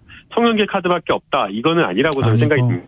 아마 뭐 지도부나 윤호중 비대위원장을 비롯해서 다른 어떤 비대위원들도 송영길 대표 카드를 비롯해서 다른 여러 카드까지 함께 종합적으로 고려할 것으로 보이고요. 이러한 어떤 모든 것들을 고려할 때 어떤 개인의 이익이라든가 어떤 정치인의 진로 또는 뭐 어떤 계파 이런 것들을 고려하는 것은 전 있을 수는 없다고 생각이 듭니다. 민주당이 정말 승리하는 길, 우리 당원들이 원하는 어떤 그 길에 맞춰서 훌륭한 후보를 시민들에게 선택받을 수 있도록 그렇게 내놓는 게 제일 중요하다고 생각이 듭니다. 자, 이 질문은 아마 김남국 의원이 제일 잘 아실 것 같긴 한데 이게 이재명 상임고문 얘기인데요. 비대위원들한테 송영길은 서울시장, 김동연 경기지사 이게 필요하다는 전화했다. 이런 보도가 나자 당은 또 반박을 했어요. 이게 전혀 근거 없는 이야기인지 아니면 어떤 얘기인가요? 공보국에서 그 말씀 이야기가 나왔는데 전혀 사실 무근이다라고 공보국에서도 이야기를 했고요. 역시나 마찬가지로 제가 어제 그 영천의 은혜사를 방문한 것도 이재명 상임고문에게 이야기하지 않고 갔었어요. 혼자 그냥 알아서? 그래서 어제 보도가 나서 이제 갔다 오고 나서 보도가 나서 제가 전화드려서 실은 이렇게 상황에 대해서 안부차 갔다 온 거다라고 거꾸로 갔다 온 다음에 말씀을 드렸다라는 걸 이야기 드리고요. 그런 것들을 고려할 때 지금 상임고문이 비대위원들에게 전화 걸어서 이야기했다라고 하는 것은 사실 부분인 것 같습니다. 혹시 어제 통화하면서 다른 말 없었습니까? 이재명 고문께서? 여러 이제 지지자들이 많은 문자와 SNS로 이렇게 보내주신 것들이 많아서 그런 것들에 이렇게 답장을 하면서 국민들과 직접 소통하고 있다 이렇게 이야기를 해주셨고요. 직접 소통. 그런 차원에서 조금 그 국민들과 소통할 수 있는 그런 창구를 좀 만드는 것을 고민하고 있다라고 이야기해 주셨습니다. 말 나온 김에 이재명 고문이 그 송영길 차출사 아마 이수진 의원인가 썼던 글로 제가 기억을 하고 있는데 좋아요를 눌렀다가 또 취소를 했더라고요. 요거는 또 우리가 어떻게 또 해석을 하는 게 맞습니까? 그러게요. 아마 이렇게 좋아요를 눌렸다가 이렇게 취소를 한 것은 마음적으로 또 송영길 대표님께서 고생하고 헌신한 것에 대해서 마음적으로 이렇게 동의를 했다가 또 이게 동의를 했다라고 하는 게 그냥 또 다르게 해석될 여지가 있으니까 동시적 해석을 통해 가지고 논란이 커질 수 있어서 부담되어서 또 이걸 바로 이렇게 취소한 게 아닌가 생각이 드는데요. 그 제가 알기로는 이재명 그 상임고문께서 많은 그 국민들과 또 많은 지방선거 이번 출마자들의 도움을 받았기 때문에 누구 한 명을 이렇게 염두에 두고 그렇게 하는 것은 절대 없다라고 생각이 됩니다. 누구라도 우리 민주당의 후보가 된다라고 하면 받았던 사랑 그리고 도움을 다시 돌려드린다라는 그 마음이 있기 때문에 당에서 공정한 어떤 경선 룰에 의해서 선정된 후보를 정해진 후보를 아마 외곽에서 지원하고 도와드리는 역할을 고민하고 있지 않을까 이렇게 추측하고 있습니다. 자, 경기도도 물어보겠습니다. 저 경기도에서 지역구를 안산, 사랑의 도시 단원에 또 계시니까 제 질문을 좀 드리면 안민석 의원도 선언을 했고요. 조정식 의원도 선언을 했는데 또 김동연 대표도 지금 물망에 오르고 있습니다. 본선에는 김동연 또 경선에는 안민석 이런 얘기가 많은데 이거는 또 바닥 민심 같은 거 보면 좀 어떻습니까? 지금 아마 경기도당이나 서울시도 마찬가지일 거로 보이는데요. 그 경쟁력, 각 후보들의 경쟁력을 평가하기 위해서 그 여론조사를 막 돌리고 있을 거라고 생각이 됩니다. 그러나 이제, 기본적으로 누구로 선택해지는가 이런 것들을, 저는 개인적으로는 정치인들 몇몇이 이렇게, 막 머리 싸매고 이렇게 하는 것은 맞지 않다라고 생각이 됩니다. 정치라고 하는 것은 정치인들 몇 명이 하는 게 아니라 결국 국민에 의한 의사 그리고 집단 지성에 의한 의사에 의하기 때문에 시민들과 국민들에게 물어보는 게 맞다라고 생각이 되고요. 그러한 어떤 절차가 공천 이 룰에 들어가 있기 때문에 그런 어떤 공정한 심사와 룰에 의해서 하는 게 필요할 것 같습니다. 네, 원론적인 또 말씀을 주셨습니다. 자, 요 질문도 좀 드려야 될 것 같습니다. 윤호중 비대위원장이 이재명 상임고문의 지방선거 출마 가능성에 대해서 지금은 뭐 답을 할 수 없는 입장이다라고 하다가 오늘 아침에는 좀 출마설을 또 부인했던 것 같아요. 어떻게 좀 봐야 됩니까? 또 이재명 또 상임고문 의사는 이게 반영된 건지 어떤지 궁금하네요. 일부에서 뭐 상임고문이 지방선거에 출마해야 되는 거 아니냐 이렇게 이야기가 나오고 있는 것으로 알고 있는데요. 그러나 전혀 저는 고려사항이 아니라고 저는 생각이 듭니다. 경기지사 얘기도 나오던데요. 전혀 아니라고 그건 전혀 아닙니까? 고민도 하지 않고 있을 거라고 생각이 듭니다. 아니다. 지금 대선에서 이렇게 패배하고 이렇게 좀 칩거하고 자숙하고 있는 그런 조용히 있는 그런 시간인데 또 이제 바로 지방선거에 출마한다 이렇게 말하는 것은 좀 맞지가 않고요. 또 더 나아가서 아무리 후보자가 없다고 하더라도 대선 후보자를 다시 지방선거에 출마시키는 것은 국민들이 원하지 않을 것이기 때문에 그 카드는 전혀 고려할 만한 가치가 없는 카드라고 저는 생각이 듭니다. 그러면 지방선거에서 출마 안 하더라도 역할론은 어떻게 보십니까? 어떤 역할을 해야 된다? 아까 제가 말씀드린 대로 그거는 너무나 필요하다라고 보이고요. 필요하다. 그 역할이라고 하는 것은 뭐 여러 가지 것들이 있을 수 있겠지만 결국에는 선거 출마자들 당선시킬 수 있도록 유세하고 유세 선거 돕고 또 여러 가지 지원하는 것들이 저는 너무나 중요하다고 생각이 됩니다. 대선 기간에 사실은 지방선거 출마자들이 본인 선거운동을 접어두고 대선에서 열심히 이재명 후보를 위해서 뛰었기 때문에 그 받은 도움과 사랑을 다시 이제 보답하는 게 필요하고요. 그게 지금 이번 선거에서 지원하고 돕는 일이라고 저는 생각이 됩니다. 또 이런 얘기도 있어요. 지금 8월에 이제 전당대회가 있기 때문에 이재명 이제 고문이 당권을 좀 해야 되는데 혹시나 이재명 고문을 좀 당내 반대하는 입장에서 일부러 좀 지방선거 출마설을 슬슬 흘린다 이런 얘기가 있는데 이거는 제 얘기인가요 그냥? 이게 여의도에서 이제 그런 이야기가 있다라는 소문이 좀 저도 있어요. 들었고요. 그러나 이제 소위 말해서 여의도의 어떤 정치적 상상력 뭐 이런 것에 의해서 막 어떻게 보면 그 소설 같은 것들을 만들어내는 거라고 생각이 되는데요. 당장 뭐 이재명 후보가 당대표를 고려하거나 출마하겠다라는 그런 고민을 하고 있는 그런 상황도 아니고 지금 오늘 또 제가 이재명 후보한테 문자를 받았다라고 하면서 네. 다른 어떤 시민들 국민들한테 문자를 거꾸로 받았는데요. 예. 네, 그래서 지금은 그냥 국민들하고 소통하고 도움받았던 분들에게 전화 열심히 드리면서 감사하고 죄송했다 그렇게 하고 있는 것으로 알고 있습니다. 그래서 그러한 방금 말씀하신 어떤 그런 부분은 약간 여의도에 떠도는 풍문, 소문이지 않을까 생각이 듭니다. 자, 시간이 좀 다 됐는데 아주 짧게 영부인 김정수 여사 옷값 또 이 뭐 일정 같은 게 논란이 되고 있는데 요거 우리 김남국 의원은 어떻게 보십니까? 그 전혀 사실 무근이라고 생각이 되고요. 아하. 만약 논란이 되려고 예? 한다면 에는 근거를 가지고 해야 되는데 옷이 뭐 여러 개 있으니까 그 특활비로 산 거 아니냐 전혀 그 근거도 없고 네. 맥락도 없고 뜬금없다라고 생각이 됩니다. 의혹을 제기하는 측에서 논거와 어떤 정말 의심이 되는 정황을 가지고 이야기하는 게 저는 합리적이라고 생각이 됩니다. 네, 자 여기까지 말씀 듣겠습니다. 감사합니다. 네, 감사합니다. 지금까지 김남국 더불어민주당 의원과 함께했습니다. 최영일의 시사본부는 여러분과 함께합니다. 짧은 문자 50원, 긴 문자 100원이 드는 샵 9730, 라디오 어플 콩과 유튜브는 무료로 참여하실 수 있습니다.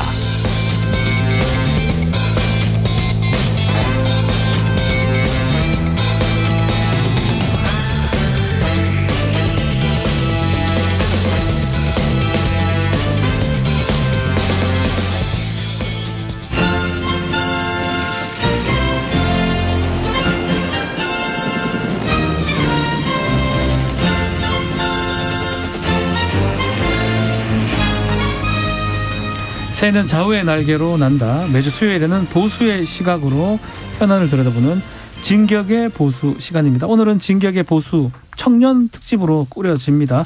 30대 젊은 보수 정치인들이 현안에 대해서 어떻게 생각하는지 들어보는 시간 갖겠습니다. 김재섭 국민의힘 도봉갑 당비위원장, 국민의힘 부대변인 출신인 신인규 변호사님, 또 방송인 죄송합니다. 작가 헬마우스 이경민 작가 네. 같이 합니다. 안녕하십니까? 안녕하세요. 자, 우리 김재섭 위원은 여기 처음 나오셨습니까? 네, 다 KBS 다른 라디오 프로그램에 나온 적은 있었는데 네. 시사본부는 처음 왔습니다. 다른 방송국에 왔다 갔다 제가 많이 뵈서 당연히 나왔을 거라고 생각을 했었는데 네, 그러게 말입니다. 지금 그러면 당협위원장을 하고 있는 겁니까? 그렇죠. 도봉구 갑 쌍문동 창동에서 당협위원장을 맡아서 열심히 일하고 있습니다. 제가 궁금한 게 도봉갑 당협위원장 되면 도봉구청장 뭐 출마 이런 것도 좀 연관성이 있는 겁니까? 저요. 예, 힘을 발휘할 수 있냐 질문입니다. 물론 이제 공천권이 어느 정도? 있죠. 예. 공천권은 있지만 네. 저는 출마 생각이 전혀 없습니다. 본인은 안 하지만 근데 본인이 뽑는 건 가능할 거 아닙니까? 그렇죠. 이제 갑과 을이 합의를 해서 내지는 경선을 해서 한 명의 최종 후보자를 내놓습니다. 갑, 을 위원장은 누굽니까? 저 국민의힘에서 사무총장을 했었던 김선동 전 의원입니다. 셉니다. 예. 네. 도장은 김선동 전 의원 도장이 찍히나요? 아니, 그러진 않을 거예요. 같이 찍히지 않을까요? 네. 을 도장 반반 찍힌다. 네.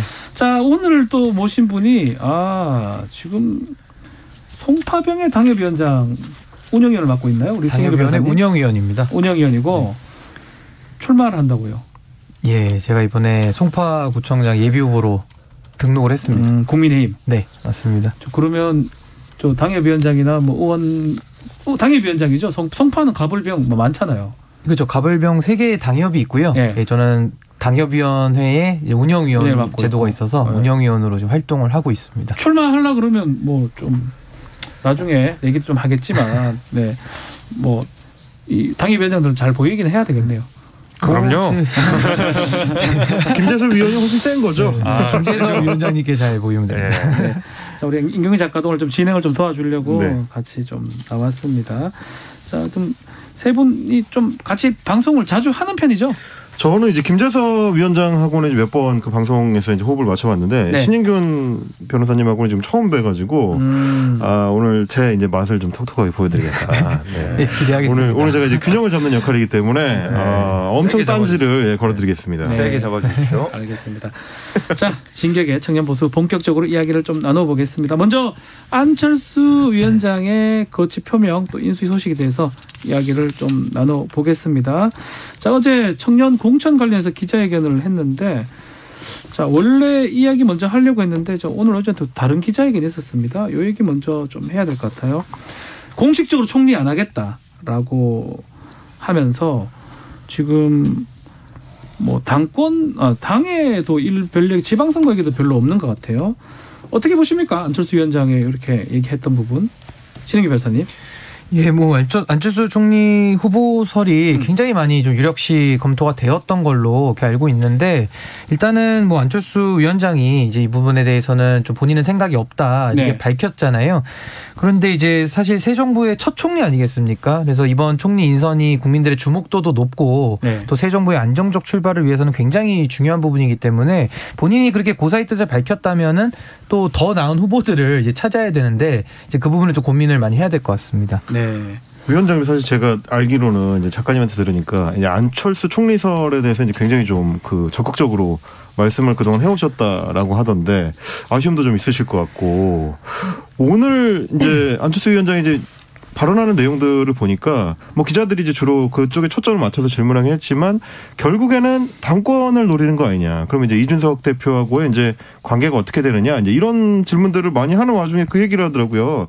최근에 이제 그 안철수 위원장이 전국 장애인 장애인 차별철폐연대 전장현하고 이제 갈등이 있었으니까 혹시 이 당을 좀 이제 개혁하고 지지 기반을 넓혀야 한다는 그 발언에 장애인이나 여성 같은 이런 사회적 약자들도 포함되는 거냐 이렇게 물어봤더니 기자가 안철수 위원장이 당연하다라고 하면서 이제 정치를 처음 시작한 게 소외받는 분들을 도와주기 위해서 시작했던 거기 때문에 장애인 포함의 청년 세대 마찬가지다 이렇게 얘기를 했거든요. 이게 일종의 이준석 대표에 대한 어떤 견제 발언 그런 측면에서 볼 수 있지 않을까요? 첫 질문 치고 너무 날카롭지 않습니까? 예리한 거죠? 너무 베릴 뻔했습니다. 예, 저는 송파병의 당협위원회 운영위원이 신인규 변호사고요. 제가 말씀을 드릴 제 위원장이 아니기 때문에. 죄송합니다. 그리고 일단은 말씀 주신 대로 저는 안철수 위원장에 대한 평가는 좀 우리가 냉정하게 해야 된다고 봅니다. 그러니까 저희가 사실은 단일화를 앞두고 여러 가지 좀 이렇게 어려움들이 많이 있었지만은 결국 공동의 정부를 창출을 했습니다. 그리고 윤석열 당선인께서도 공동정부 운영하겠다는 의지를 밝힘으로써 인수위원장의 자리까지 했지 않습니까? 박근혜 정부 때도 김영준 인수위원장이 이제 첫 총리로 지명이 됐다가 아마 낙마를 한 걸로 제가 알고 있는데 그렇듯이 첫 인수위원장의 역할이 굉장히 막중하고 또 안철수 위원장 입장에서는 지금 우리가 처한 위기를 해결해야 될 유능한 사람을 지금 구하고 있는데 안철수 위원장이 가지고 있는 뭐 과학자로서 과학기술의 뭐 이미지라든지 아니면은 그분이 뭐 경제인이라든지 아니면 보건에 대한 뭐 의사 출신이니까요. 이런 것들을 통해서 저는 굉장히 좋은 카드라고 봤고요. 그리고 또 하나는 총리 인준이 돼야 되지 않겠습니까? 그러려면은 민주당에서 반발이 없는 인사를 또 저희가 선택을 해야 된다는 부담이 있기 때문에 그래서 안철수 위원장에 대해서 얘기한 것이지 뭐 그것을 뭐 또 정치적으로 아까 말씀하신 대로 뭐 당권이나 뭐 이런 것까지 결부시켜가지고 판단할 부분은 저는 아니라고 봅니다. 첫 정부의 총리가 굉장히 중요하기 때문에. 자, 그 총리 얘기 나온 김에 여러 명이 지금 한 3명 정도 아니면 좀 더 많기도 한데 압축이 된 것 같아요. 뭐 한덕수 전 총리, 김한길, 박주선 위원장 등등이 언급되고 있는데 어느 분들이 더 가능할까요? 좀 같은 정당이니까 우리 김재섭 위원장님 보시기에는 어떻습니까? 저는 개인적으로 안철수 지금 위원장이 총리로 갔었으면 하는데 못 간 거잖아요. 안 간다고 하니까. 안 간다고 하니까. 굉장히 아쉽습니다. 굉장히 아쉽다. 굉장히 아쉬운데 저는 그분들 중에서는 아무래도 김한길 전 새시대 위원장님이 유력하게 되지 않을까 그렇게 저는 생각이 되는 게 사실 이제 우리 당선인과 정치권에 들어오기 이전부터 김한길 위원장이랑은 소통을 해왔다고 하셨고 어느 정도 호흡도 좀 맞춰오셨고 실제로 새시대위원회라고 하는 별도의 조직을 만들므로써 이후 당선이 된 이후에 어떤 이 정치적 지형 변화에 대해서 유연하게 대처하겠다 이런 말씀들을 사실 하셨기 때문에 총리라고 하는 것이 그런 거 아니겠습니까? 결국 지금 여소야대 국면에서 국회와 잘 호흡을 맞춰야 되고 또 이 너무 수가 적은 여당 여기를 어떻게 돌파를 해놔야 되는지 좀 오래된 정치 경험과 그다음에 민주당과 국민의힘을 두루 아우르는 그런 분들이 정치적 역량이 있는 사람들이 지금 필요하다는 판단이 아마 있을 것 같은데 그런 의미에서 물론 뭐 박주선 의원도 그렇고 앞에 한덕수 전 총리도 마찬가지지만은 그래도 이 윤석열 당선인이랑 가장 오랫동안 호흡을 긴밀하게 맞춰온 김한길 위원장이 아마 유력하게 되지 않을까라는 것이 제 생각입니다. 근데 이제 김은혜 대변인이 이미 그 얘기는 했습니다. 경제 원팀에 맞는 총리감을 찾고 있다. 김한길 또 대표를 또 경제 쪽으로 보긴 좀 어렵다면 정치 쪽으로 봐야 된다면 그건 그렇죠. 경제 쪽이면 또 한덕수 총리에 가깝기도 하고 또 청문회 과정이 또 만만치 않다면 어떻게 보십니까? 저는 솔직히 말씀드리면 지금 이제 세 분으로 압축된 걸로 보도가 나오고 있는데 아니다. 이거 아니다. 세 분 다 너무 올드보이 아닌가요? 객관적으로 봤을 때 지금 사실 이제 그 당선인께서도 지속적으로 좀 젊은 청와대로 이제 변모해야 된다. 이제 이런 어떤 의지를 강조를 해오셨는데 첫 총리 인선으로 한덕수 전 총리다라고 하면 사실은 총리 포함해서 이제 안 해본 공직이 거의 없는 분이고 그리고 이제 김한길 위원장 같은 경우는 이제 말씀하시는 걸로는 물론 이 어떤 통합을 위한 이 정치적인 역할을 부여받을 수 있다라고 하셨지만 민주당 내에 민주당 당원들 사이에서는 사실 이제 일종의 분열의 아이콘이거든요. 솔직히 말씀드리면 그러다 보니까 과연 기대했던 효과를 달성할 수 있을까? 박주선 전 부의장 같은 경우도 당을 쪼개고 나갔던 이제 전력이 있었다 보니까 호남 내에서도 이 평가가 좀 엇갈리는 정치인이고 그렇게 치면 이 당선인이나 혹은 이제 위원장님께서 말씀해 주신 것처럼 국민통합, 이런 여론통합, 이런 차원에서 과연 효과가 있을 만한 인사들일까, 후보들일까, 이런 걱정은 되긴 하는데 어떻게 보시는지 좀 궁금하긴 합니다. 그러니까 이게 사실은 이제 말씀 주신 대로 그런 면면이 있죠. 그러니까 민주당 내에서도 실제로 좋아하지 않는 분들도 있기 때문에 이제 이분들만 가지고 우리가 통합을 할 수 있느냐 이제 그건데 그 어떤 개인적인 호불호. 그러니까 민주당 내에서도 김한길 위원장이나 박주선 의원에 대해서 개인적인 호불호들이 있지만 그 민주당이라고 하는 것이 몇몇 국회의원들로만 상징되는 것은 아니고 민주당이 가진 여러 가지 네트워크들을 우리는 고려를 했을 때 김한길 위원장이 몇몇과는 사이가 안 좋을 수 있어도 또다시 또 민주당이 가진 여러 가지 네트워크를 활용할 수 있는 부분은 분명히 있거든요. 저는 그런 의미에서 당장 몇 명이 사이가 안 좋다고 해서 국민통합이 안 될 거다 뭐 이렇게 보진 않고 또 이제 국무총리라고 하는 것은 아무래도 모든 내각의 그 정점이기도 하지만은 또 일원이기도 하거든요. 또 다른 어떤 멤버들이 또 구성하느냐에 따라서 총리도 유연하게 그에 맞춰서 대처를 할 수 있기 때문에 저는 충분히 가능성이 있다고 생각합니다. 자, 인수위 얘기를 좀 해야 될 것 같은데 우리 인수위 평가 일단 신은규 변호사님 보시기에는 인수위 잘 하고 있습니까? 왜 인수위는 안 들어가셨어요? 예, 저는 이제 출마를 지금 하니까 못 들어가네요. 어때요, 인수위 지금 평가를 밖에서 저도 이제 바라보는 입장에서는 사실 이제 인수위가 무난하다는 평가는 지금 중론인 것 같습니다. 근데 무난한데도 불구하고 지금 여론조사 지표를 보면은 조금 이제 지지도가 이제 약간은 하락 국면인 것이 좀 보이는 것도 사실이거든요.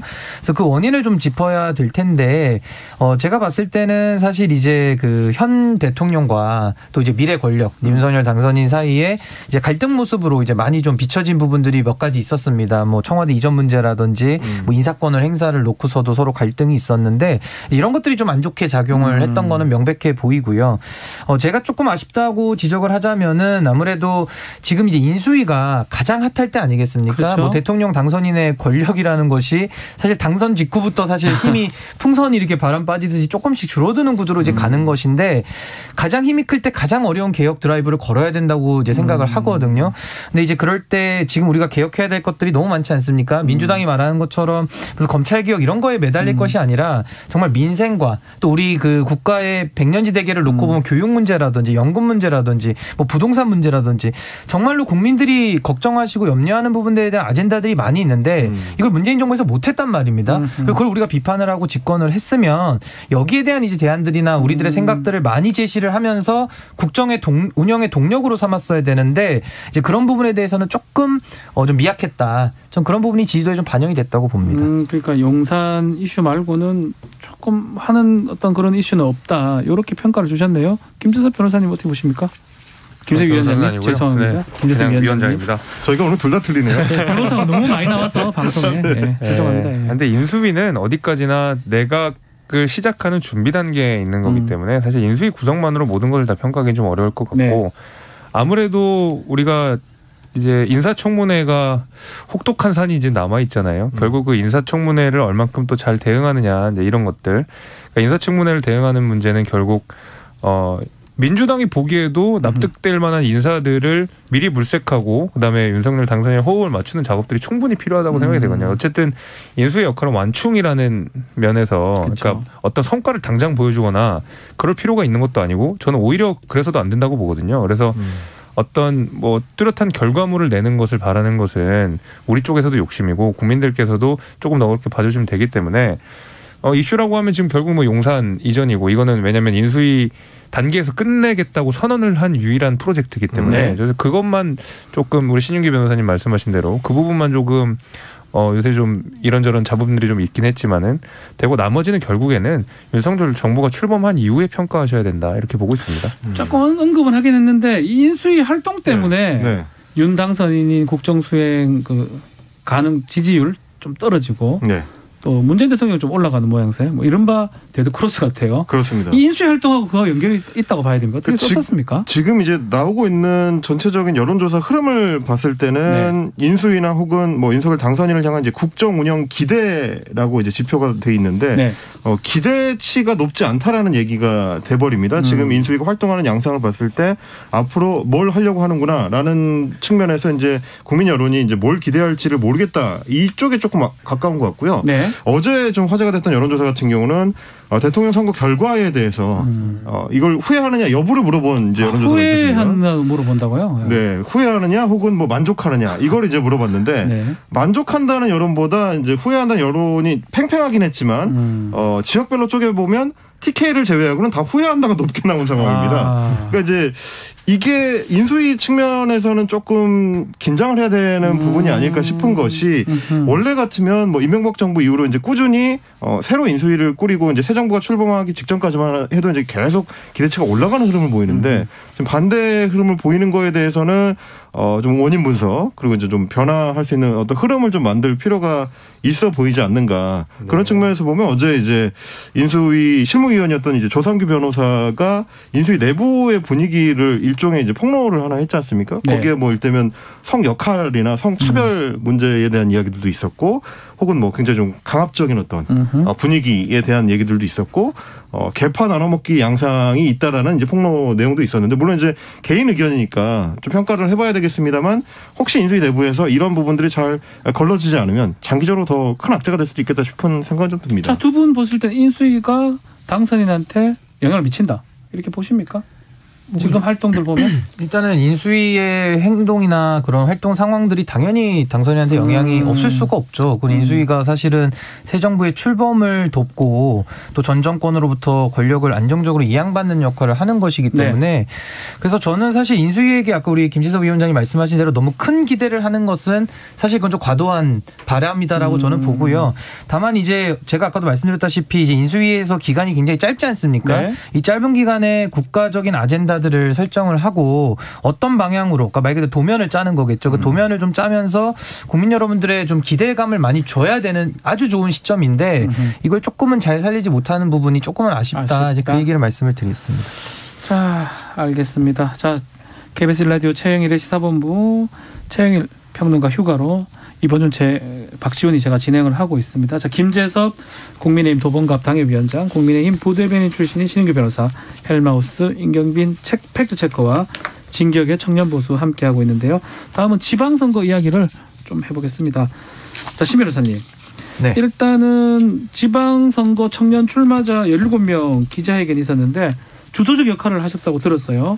주장의 핵심을 또 방송에서 말씀 주셔도 될 것 같아요. 예, 일단은 뭐 청년 출마자라고 하면은 기초단체장부터 해서 이제 지방의원, 광역의회와 기초의회가 있는데요. 지금 이분들께서 거의 좀 신인들이 많습니다. 신인이겠죠, 대부분. 예, 그러니까 신인이면서 동시에 이제 청년들이 많고요. 저희가 39세 이하로만 구성을 했기 때문에 그러다 보니까 이제 현실 정치를 플레이어로 이제 참여하다 보면은 부딪히는 문제가 한두 개가 아닙니다. 그래서 이제 돈과 조직과 시간이라고 이제 제가 항상 요약해서 말씀을 드리는데요. 그래서 그런 부분에 대해서 구체적으로 요구를 좀 드렸습니다. 첫 번째는 이제 문자 메시지 같은 거를 발송을 많이 우리가 받고 하지 않습니까? 네, 너무 많이 와요. 예, 그 출마자들이 그걸 많이 활용을 해서 자신을 알리는데요. 사실 정치 신인들은 그게 정보가 없습니다. 또 돈도 많이 들거든요. 그렇죠. 뭐 보내는 돈보도 번호를 알아야 돈을 구해서라도 어떻게 보낼 텐데 네. 일단 정보 불균형이라는 것이 좀 심각해서 이런 것은 이제 당에서 좀 일괄적으로 후보자들을 만약에 등록을 좀 받는다 그러면은 조금 그런 좀 홍보할 수 있는 기회장을 좀 주면 어떻겠느냐 이 부분이 첫 번째가 있었고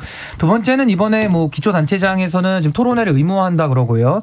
그리고 기초의원이나 광역의원에 대해서는 이제 PPAT라는 능력 자격 검정 시험을 본다고 하는데 이런 것들에 대해서는 조금 더 능력주의라든지 공정한 경쟁을 토대로 해서 정치인의 역량을 보는 거 아니겠습니까? 네. 이런 흐름을 좀 더 강화했으면 좋겠다. 이제 이 얘기를 드렸고요. 그리고 마지막으로는 이제 인력 같은 부분이 되게 필요하지 않습니까? 그렇죠. 선거를 나올 때 누구도 누구도 자기 혼자서 선거 치를 수 있는 사람은 없거든요. 없죠. 그래서 그런 출마를 하고자 해도 사람을 구할 수가 없다라는 현실적인 문제 때문에 저는 여기에 대해서는 몇 가지 아이디어들은 좀 있기 때문에 이제 그런 것들은 당에서 좀 연구를 많이 해주시면 저희가 의견을 낼 수 있고 또 현실적으로 수용 가능한 부분들은 제도적으로 만들 수 있지 않느냐. 근데 이런 데에 대해서는 전혀 지금 고민이 이루어지지 않기 때문에 청년들은 피선거권 인하하면 뭐합니까? 나갈 수가 없는데. 그럼 인하할 이유가 없죠. 그렇죠. 그래서 그런 걸 실제로 하는 부분에는 우리 사회가 조금 더 고민을 해야 된다. 저는 그렇게 봅니다. 우리 김재섭 위원장은 몸에 출마도 하셨고 그런 걸 좀 더 느낄 것 같아요. 청년이니까. 많이 느끼죠. 많이 느끼죠. 왜냐하면 이게 뭐 경선 과정에서 사실 그렇습니다. 근데 청년들이 정치에 나가야 된다라는 데에서는 전 국민이 다 동의를 하고 있지만 실제로 정치권의 인프라가 그렇지가 않습니다. 당장 뭐 구청장 후보도 마찬가지지만 국회의원이 출마를 하기 위해서는 최소한의 기탁금이 필요하거든요. 정확하게 기억이 안 나는데 2천만 원인가 아마 그랬던 걸로 기억해요. 돈이 있어야 돼요. 갑자기 현금 2천만 원 딱 낼 수 있는 청년이 사실 얼마나 되겠습니까? 이런 것부터 시작해가지고 그럼 당 차원에서 예를 들면 청년 출마자들에게 대출을 해주느냐 그런 것도 좀 잘 안 이루어지고 있어요. 사실 왜냐하면 청년 출마자들 같은 경우에는 기탁금도 내야 되고 당장 뭐 선거복도 해야 되고 나중에 보전을 받으니까 당한테 갚는다 하더라도 이런 식으로 뭐 재정적 지원을 한다든지 내지는 아까 이야기하신 뭐 문자 메시지를 보낼 때 뭐 당원들의 연락처 적어도 그 지역에 대한 이런 것들 좀 일부 공유할 수 있게 그러니까 식별을 되지 못하도록 계속 공유할 수 있게끔 좀 해준다든지 여러 가지 이제 제도적 장치를 마련해 줄 필요가 분명히 있는데 늘 선거 때 앞둬서 이런 문제들이 부각이 되고 선거 끝나면 또 없어지고. 갑자기 싹 없어져 버려요. 돌아가고. 다시 또 그럼 4년 뒤에 2년 뒤에 이 얘기가 다시 나오고 또 들어가고 이게 계속 무한 반복이거든요.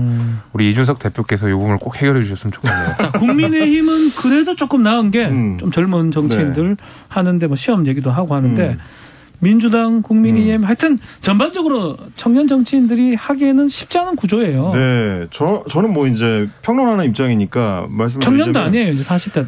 저 정치권 기준에서 청년입니다. 정치권에서 이제 45세까지 만 45세까지 청년으로 쳐준 경우도 있기 때문에 가점 주는 경우도 있고요.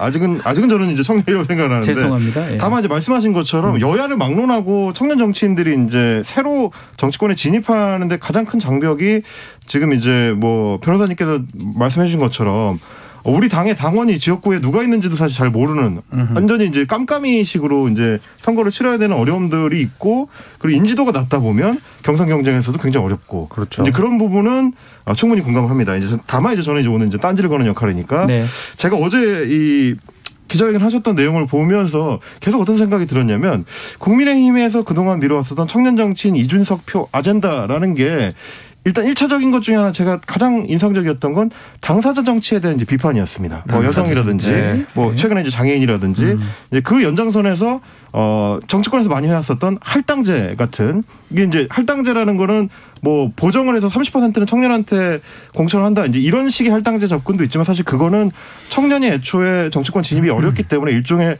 룰 보정을 하는 측면이 있거든요. 가산점을 준다든지 여러 가지들이 있는데 그 동안에는 사실 이제 이준석 대표를 비롯해서 공정한 경쟁을 강조를 하면서 뭐 할당제에 반대한다든지 혹은 뭐 인위적인 그런 어떤 룰 보정에 반대한다 이런 입장에 많이 서왔던 청년들이 막상 본인이 이제 선거를 치러야 되는 시기가 오니 룰 보정을 해달라. 혹은 뭐 사실 이제 조직 운영도 어제 기자회견에서 뭐 말씀하셨지만 조직 운영을 하는 것도 능력이고 이제 뭐 노력의 결과일 수 있는 차원이 있거든요. 이제 보는 사람에 따라서는. 근데 이제 그거를 다 일종의 특혜를 달라고 하는 거 아니냐 이런 비판이 나올 수도 있을 것 같아요. 그렇게 치면 그동안 공격을 할 때는 유용하게 써왔던 이제 공정한 경쟁이라는 틀이 본인들한테 향할 때는 핸디캡이라고 이게 내로남불이 되는 거 아니냐 이런 비판도 가능할 것 같은데. 이거는 비판을 하셨는데 우리 임경미 소장님께서 잘못 비판을 지금 하셨어요. 제가 내용을 얘기했던 거를 전제로 해서 비판을 했었어야 되는데 지금 저희가 얘기한 거랑 전혀 다른 맥락에서 얘기를 하시기 때문에 제가 설명을 좀 드리면요. 네. 저희 할당제를 주장한 적 전혀 없고요. 아니요. 저 할당제를 말씀드린 게 아니고 그러니까 룰 보정이라는 게 결국 다 특혜로 돌아갈 가능성이 있다는 말씀이죠. 특혜를 요구했다는 거는 전혀 사실과 다르고요. 네네네. 할당제라든지 지금 가산점은 사실 당원 단계에 있습니다. 그렇죠. 네. 저는요. 그 가산점에 대해서도 저희가 지금 요구하는 기울어진 운동장만 시정해 준다는 전제하에서는요. 가산점도 필요 없습니다. 아니 기울어진 운동장을 시정해 줬는데 뭘 또 가산점을 또 받겠습니까? 근데 지금 저희가 얘기하는 것은 기울어진 운동장 자체는 인정을 하지 않겠습니까? 그럼 기울어진 운동장 자체 내에서는 공정한 경쟁이라는 것 자체가 불가능한 겁니다. 네. 그러니까 기울어진 운동장을 먼저 시정을 하고 그 위에서는 모든 정치인을 저는 말합니다. 뭐 청년이든 노인이든 여성이든 남성이든 상관이 없이 모두가 공정한 경쟁을 할 수 있는 그런 토대가 마련이 돼야 되는데 그 토대가 안 됐기 때문에 저희가 어제 문제 제기를 한 것이고 대안도 얘기를 한 것이고요. 이것을 마치 저희가 특혜를 달라 내지는 어떤 무슨 뭘 달라 이런 뜻은 전혀 아니기 때문에 그건 비판이 맞지 않는다는 것이고요. 마지막으로 정치권은 그렇습니다.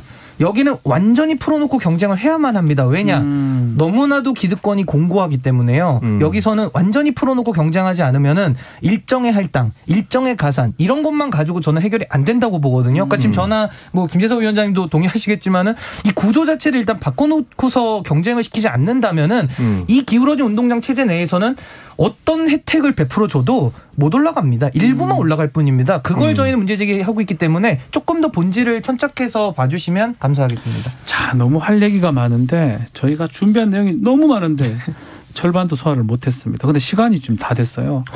자, 다음 주 최영일 평론가 돌아옵니다. 최영일 시사본부에서 진격의 청년 보수. 이렇게 떠넘기고 가시는 건가요? 아니, 방법이 없어요. 시간 다 됐어요. 네.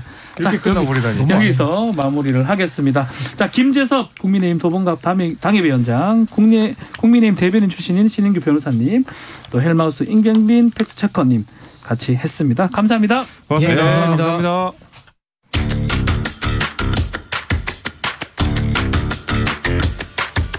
지금 여러분께서는 KBS 1라디오 최영일의 시사본부와 함께하고 계십니다.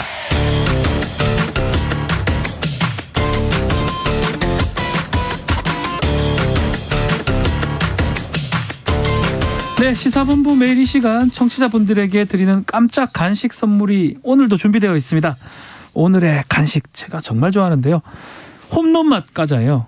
홈런맛 과자 아시겠죠?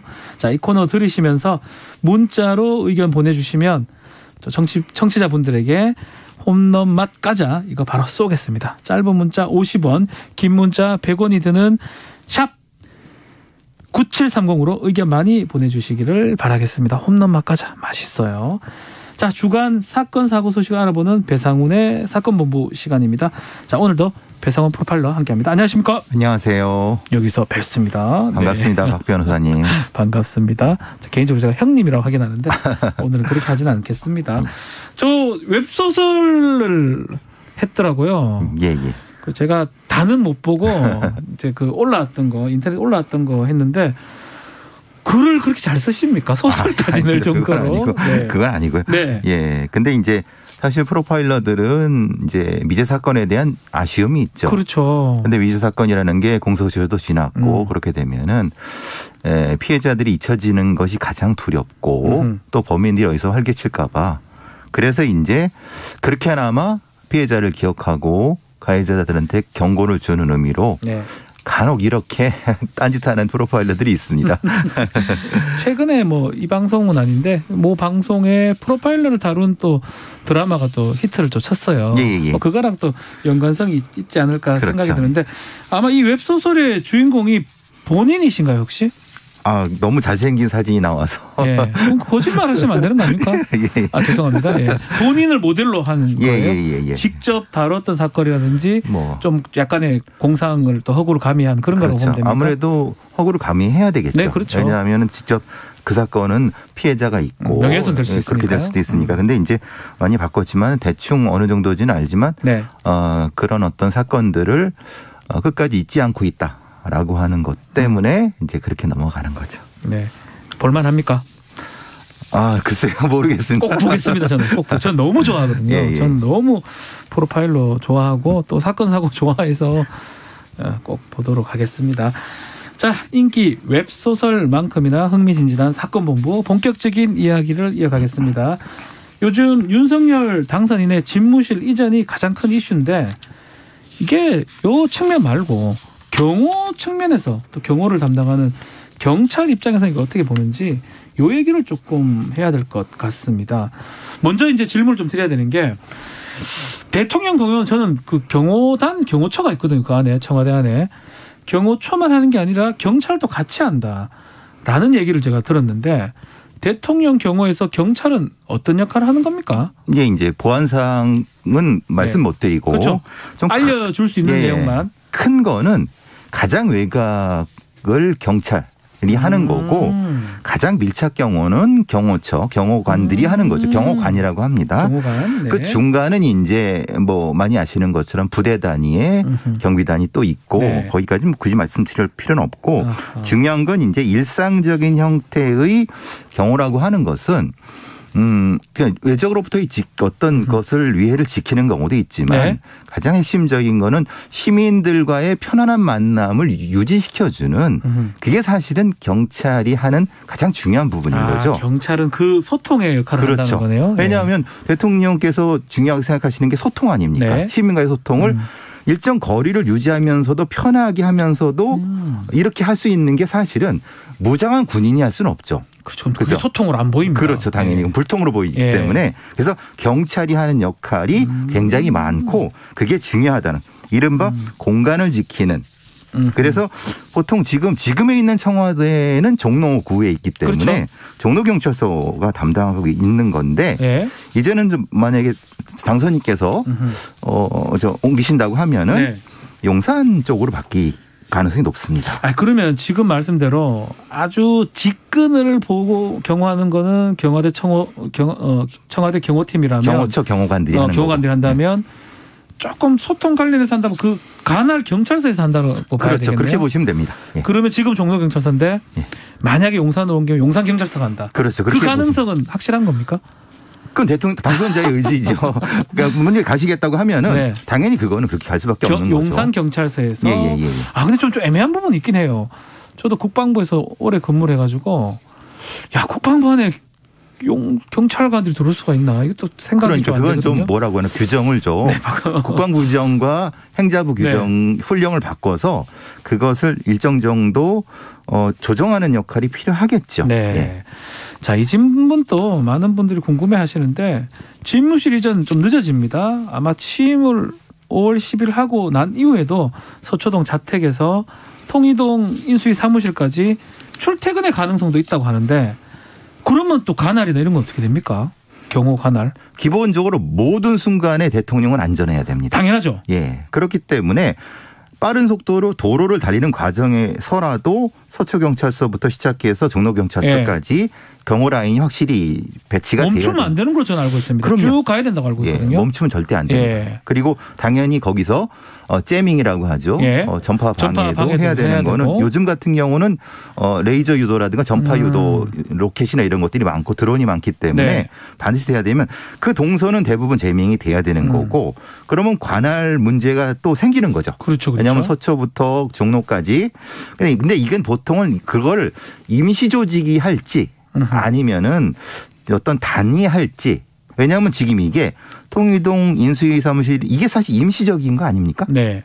지금 이제 말씀하시는 거는. 네. 그러니까 이거를 정식의 조직으로 만들 수는 없는 거니까. 네. 왜냐하면 어차피 용산을 옮기시는 과도기에 쓰시는 거니까 이게 조금 애매한 부분이 있습니다. 사실은. 애매할 수 있다. 자, 결국은 하여튼 어딘지는 그건 좀 지켜봐야 될 부분이 아닌가 생각이 드는데 아마 윤 당선인 또 지금 현재 대통령하고 똑같은 수준으로 경호를 받고 있는 것 같은데 이 경우는 지금 어떻게 되고 있습니까? 뭐 이것도 이제 구체적인 건 보안 사항인데. 보안 사항이니까요. 근데 이제 기본적으로 경찰에서는 서울경찰에서는 24시간 거의 뭐 촘촘히 저기 관리를 하고 있습니다. 당선인 불편하시지 않게끔 뭐 기본적으로 이동할 때는 모터사이클 경호차가 앞뒤로 다 붙고 있고요. 그러니까 사실 가장 빨리 달리지도 않고 적절한 시속으로 달려서 도착하도록 하는 부분인데 기본적으로 CCTV가 다 있습니다. 네. 그래서 그것을 신호를 관제를 합니다. 그러니까 서초동부터 통이동까지 네. 신호를 멈추지 않게 관제를 일괄적으로 합니다. 네. 사실 그것 때문에 사실은 시민들 불편이 있을 것이다. 라는 부분에 또 논란이 분명히 존재하는 거죠. 뭐 제일 중요한 건 어쩌면 시민들의 또 불편을 최소화하면서 또 자연스러운 모습으로 좀 가는 게 필요할 것 같은데 현장 상황 또 현장 교통 통제는 또 어떤 식으로 되는지 그것도 좀 보안에 위배되지 않는 거기까지는 보안입니다만은 네. 분명히 이 당선인께서도 그렇고 그 부분에서 시민들 불편을 최소화하려고 하는데 문제는 그겁니다.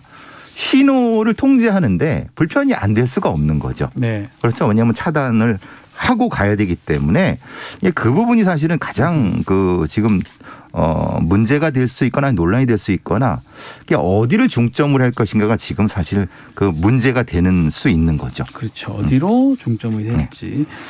자, 다음은 또 13만 경찰 조직이 주목하는 윤석열 당선인의 경찰 관련 공약 이야기 좀 해보겠습니다.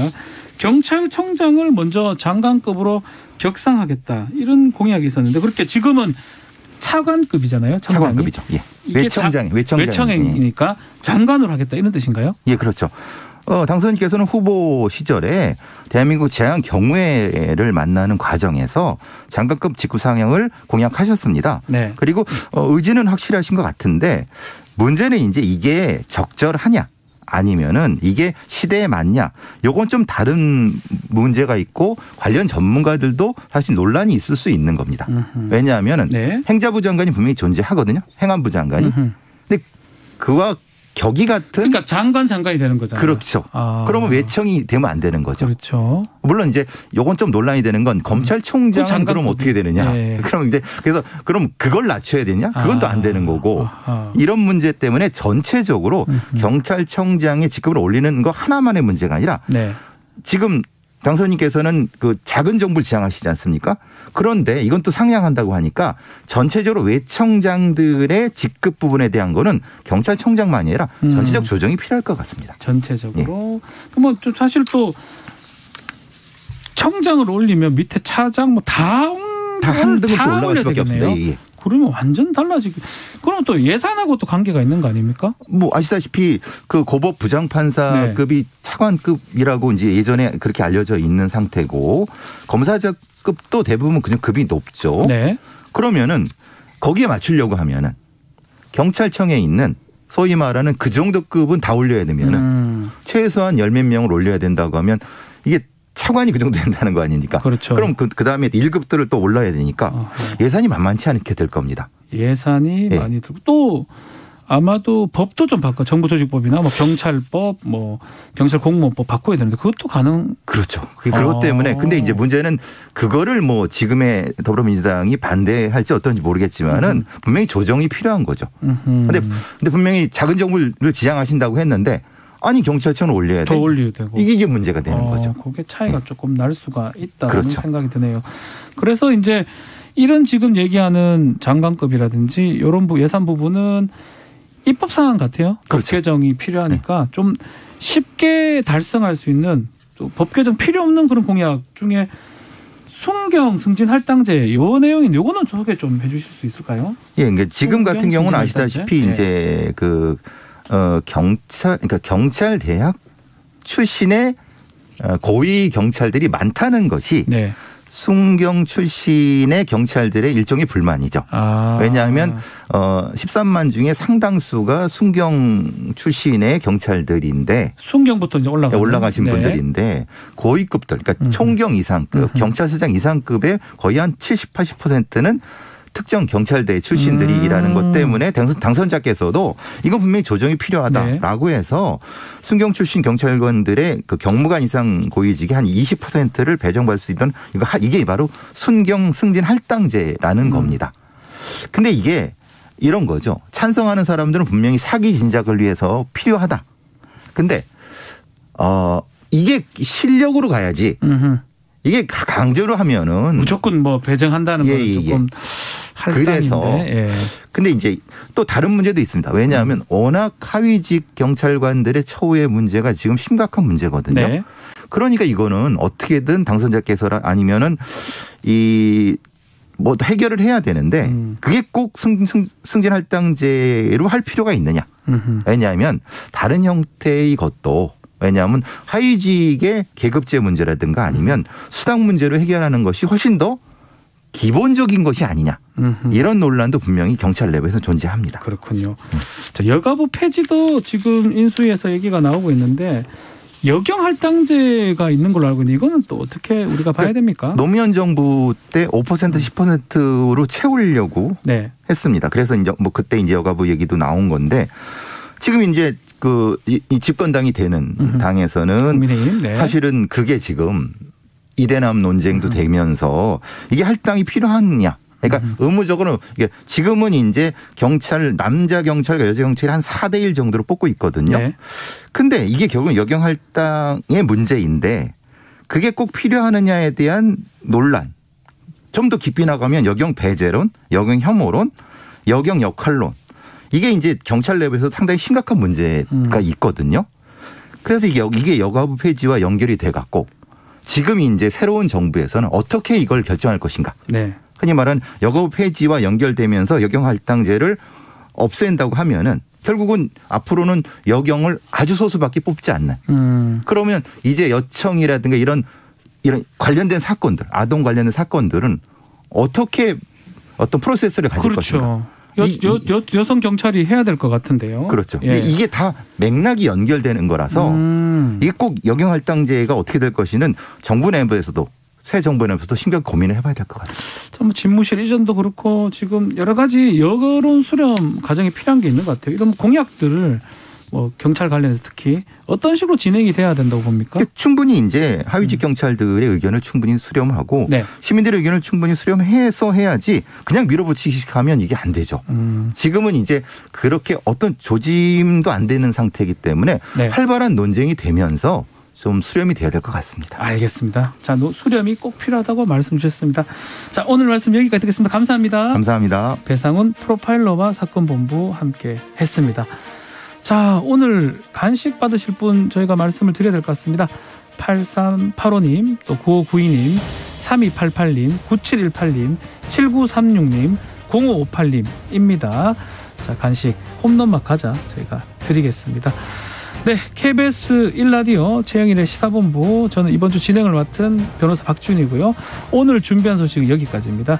내일 낮 12시 20분에 저는 다시 찾아뵙겠습니다. 감사합니다.